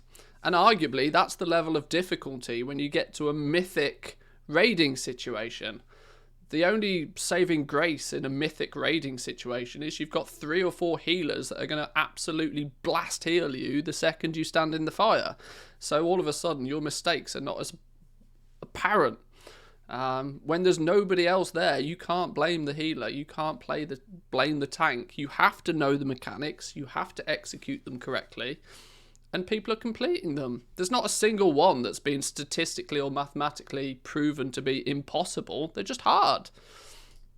Around where they want it. But as it currently stands, the massive swings in difficulty relative to whether or not you have titanic ocular gland or just random old world trinkets and stuff like that. That's not fair, and that's not very fun. And I think that personally,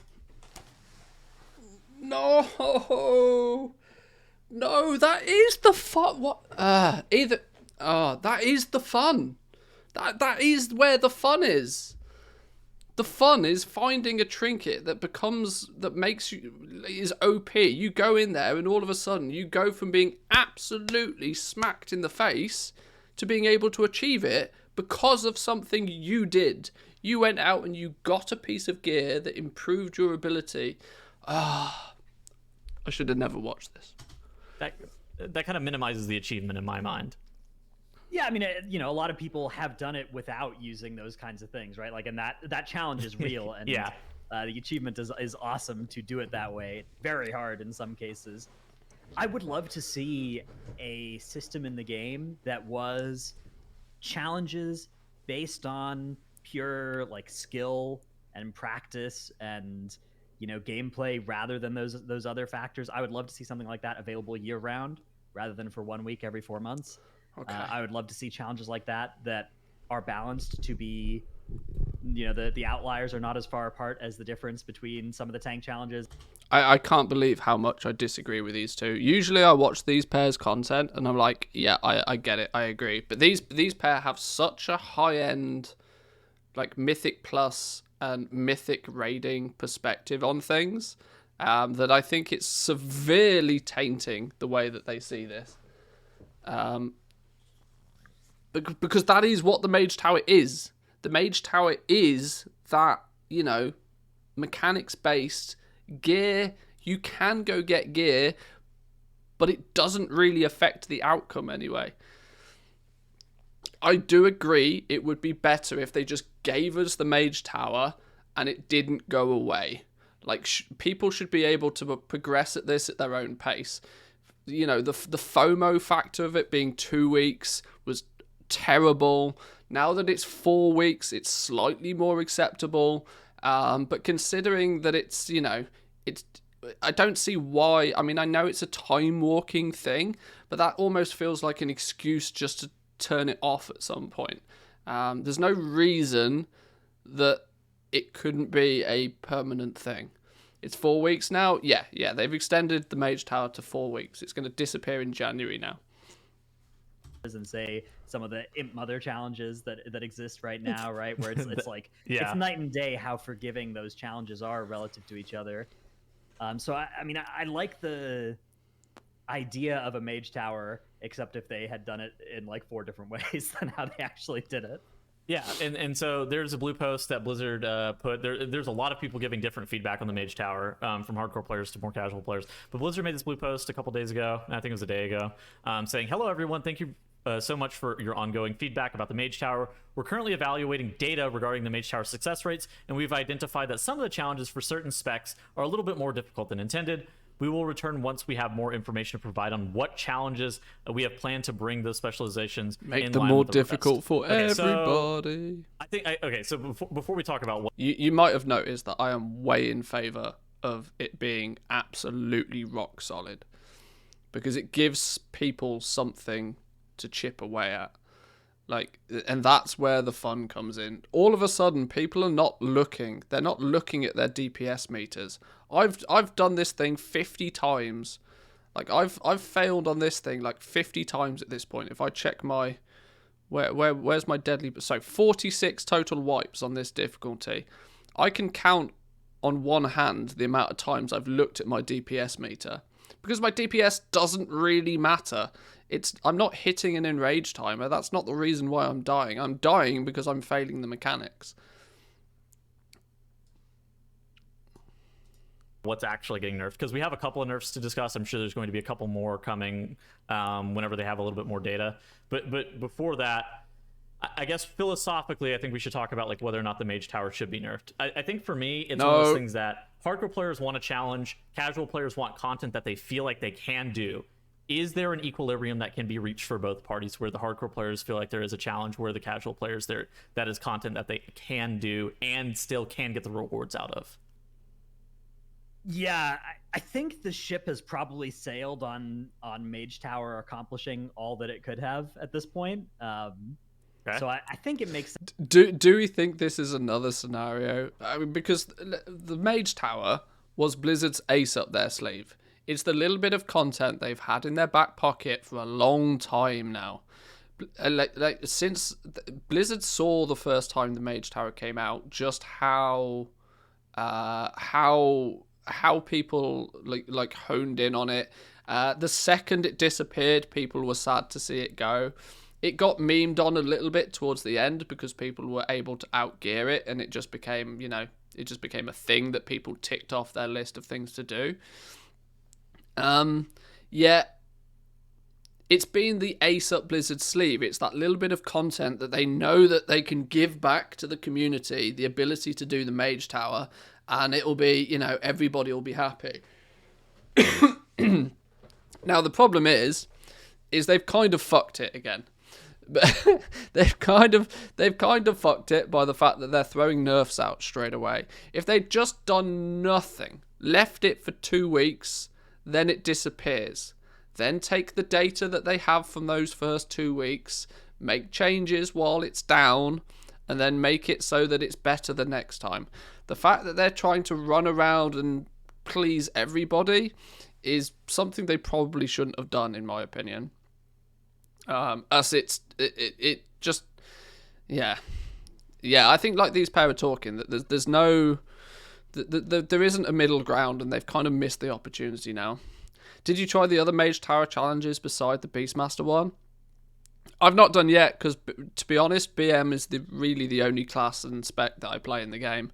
I have other characters, but I don't really play anything else. Certainly not at the level that I feel. I mean, if I can't even do it on my main character, which is a BM Hunter, I know full well that I'm not going to get very far with the others. But that's not to say that I won't try them. Simply on the process that, it's the only thing in the game that's really quite interesting for me at the moment.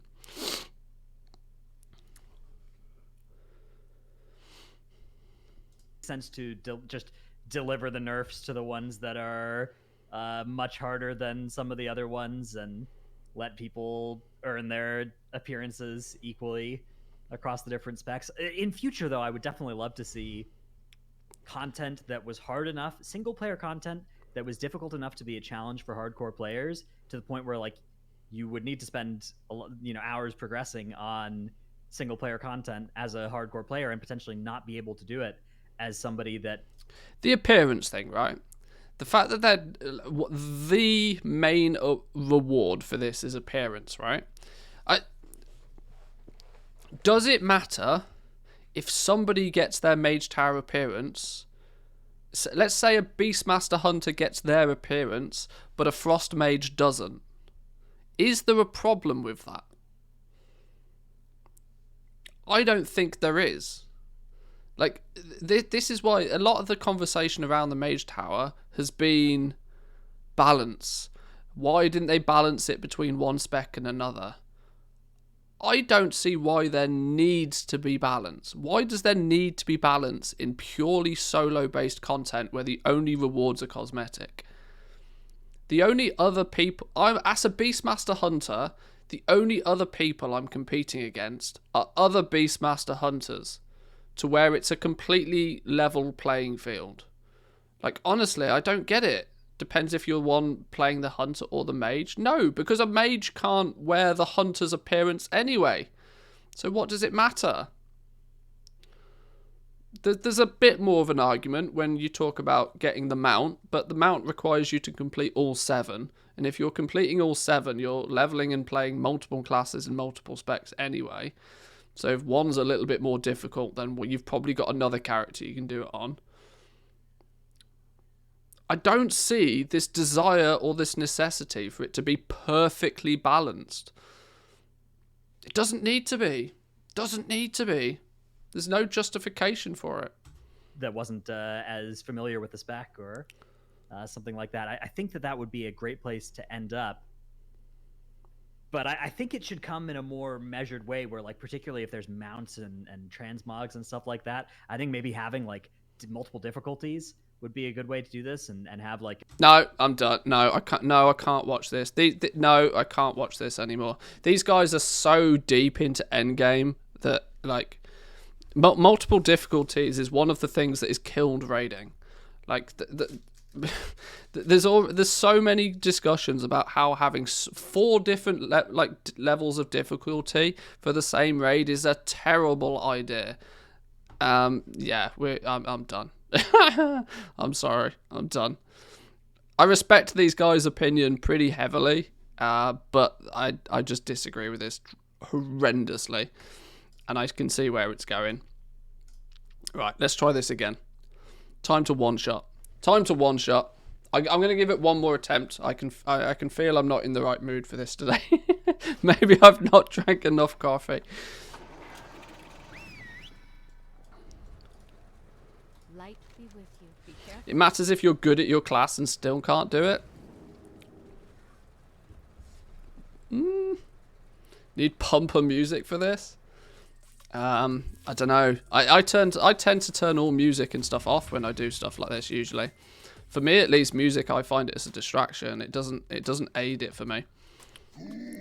I'm listening for key, you know, I'm listening for DBM to tell me things. I don't need a thumpy bass line. The reward should be somewhat in reach of a decent part of the player base. If for one spec only 10 players can do it, then it's overtuned. So I like these minor nerfs. Overall, I agree, but you shouldn't be doing it midway through. They did. I mean, this goes to show that the fact that Blizzard needs to, you know, they need to stand their ground a little bit on these things. You know, PTR test it, give it to players, see what the results are after 2 weeks, then make changes and adjustments to it in its downtime. If you're going to insist on it having downtime, you know, make your changes, then re-release it again and let people have a go at it. Making, you know, hot fixes all the time, I've never liked the hot fix mentality. If something's wrong, fix it, sure, but, you know, it's hard to describe. It's hard to describe. I might just be whinging at this point. I'm not sure. Still stuck on this one. Oh, Instaban. Yes, I am still stuck on this one.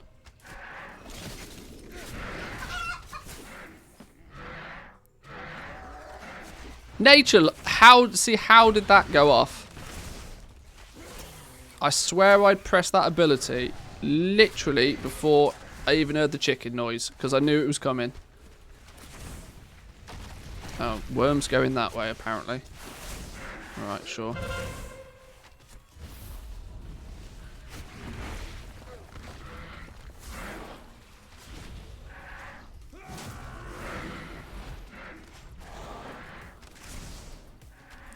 Where's Wormy Boy gonna go then? He's going here. Okay.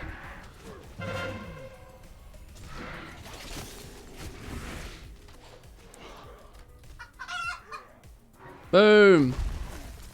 Got him.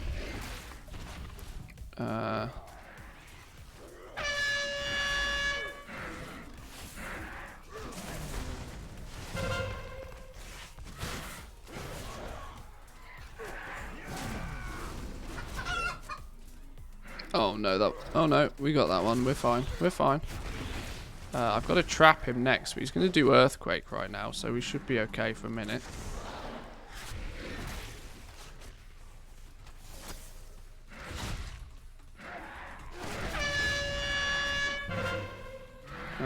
We can stun that. Let's make sure that doesn't go off. Let's dance around. Where's this worm dude? He's over there.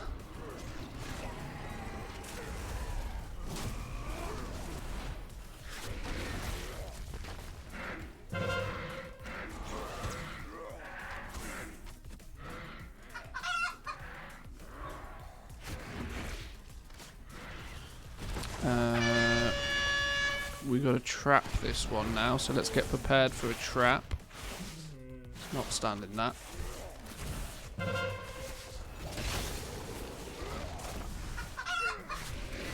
Oh, I see. That one. Yeah.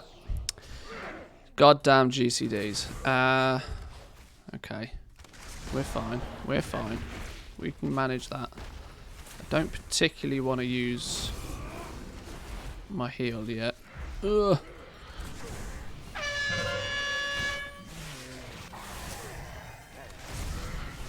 Where's the worm gone? Where's the worm gone? He's over there. Cycle around this way.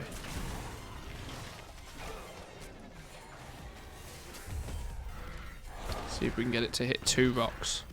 1 rock. Oh! Woo! Almost let that one go off then. Fell Surge. Miles away. Annoying. Right. I think I have to use that. Ah, I should have trapped him on that one. That's going to make the next one annoying. I should have used the trap.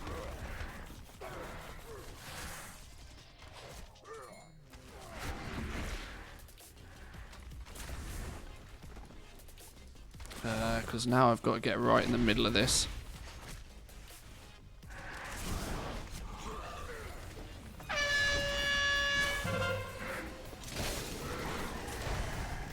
I've lost the worm. Where's he gone? Oh, the worm's up there. Oh, why did that stun me? Oh, no. Oh, dear. Now it's all going wrong. Oh, now it's going really wrong. Yeah, really wrong. Ah, fucking even my stupid... Ah, goddamn son of...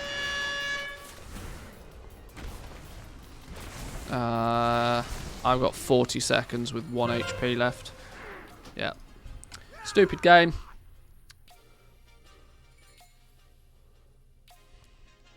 Joke of the hour, how did that go off? Ask somebody with bad pull-out in time. Yeah. Yeah, pull-out game's not on point. Right, it's apparent to me that I'm not in the right frame of mind to doing this. Years of mouse wheel scroll abuse, there's your result. Using my mouse wheel might be more sensible actually. At the moment, see on my Hunter I don't really use the mouse wheel all that much. I use it for kill shot and I use it for misdirect. Maybe I should actually use... Yeah, maybe I should use my scare beast on mouse wheel. I don't know, whatever. If you touch the green zone around the rocks, it's a guaranteed hit. That could also be why. Best sellers for Dreadful gear are the leather ones. Slightly surprising given that Demon Hunters can't use them. It's going to be all the Druids though, right? Surely.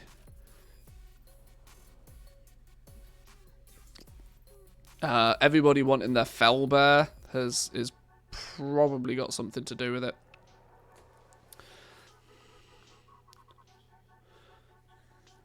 I would imagine. Just a guess. Monks and Druids are cleaning auction houses. Probably the case. Probably. I know. Yeah, you see Druids all over the place. Absolutely. Tank challenge is rough. Gear helps there. Yeah, see, I know I bash on the I know I bash gear by saying it's not really a DPS check, and I know it's ironic the fact that I'm running around in near full BIS, but the for tanks specifically, I understand it that, you know, it might be easier for them. But yeah, I don't think I'm in the right frame of mind to be doing Mage Tower today. I think I might call it there for today, boys and girls. I know it's a slightly shorter stream than what you've been accustomed to of recent. But I want to put some work on some YouTube content as well, considering it's, you know, it's December, it's festive season. Lots of people have got time off and whatever. So I will be back tomorrow. Tomorrow being Tuesday. Tomorrow we'll do PTR day. Fuck Mage Tower tomorrow. Tomorrow we'll do PTR day. I've been baiting PTR streams for a while. We'll do a full PTR stream tomorrow. There's a good chance actually that we'll get a new PTR update. So we'll have a little look about. If not a new PTR update tomorrow, at least we haven't gone and looked at Torghast actually on the PTR. That might be worthwhile poking our nose in, seeing what's up with that. I want to see how Trade Skill Master's coping with these optional reagents. I want to see if we can gather up any further information about Zereth Mortis to how we're going to acquire some of these patterns. I might log on to the PTR in a bit just to bang out some daily quests over there. Because annoyingly, rep grinds on a PTR are a thing. But you never know. So we'll be back tomorrow for some of that. That will be all good and fun. Heard there are new modes in Torghast are fun. Yeah, I've the Gauntlet of the Jailer or something I think it's called. Is it worth leveling up old tailoring stuff? My answer to that is pretty unanimous. I usually say that it's always worth leveling it. Because if you don't, I guarantee you won't make any gold by selling stuff. If you do it, there is a chance you will sell some stuff. I'm willing to take the chance. What have you got to lose? What have you got to lose? But boys and girls, thank you once again. If you haven't already, hit that follow button. We're over 2,000 followers on our Twitch stream now, which is pretty crazy. So thank you everybody for hitting that follow button. Subs, big shout out to you guys. Thank you. Much appreciate the support. But we'll be back again tomorrow. Have a good day. Good luck with the Mage Tower. Happy goal making. Peace.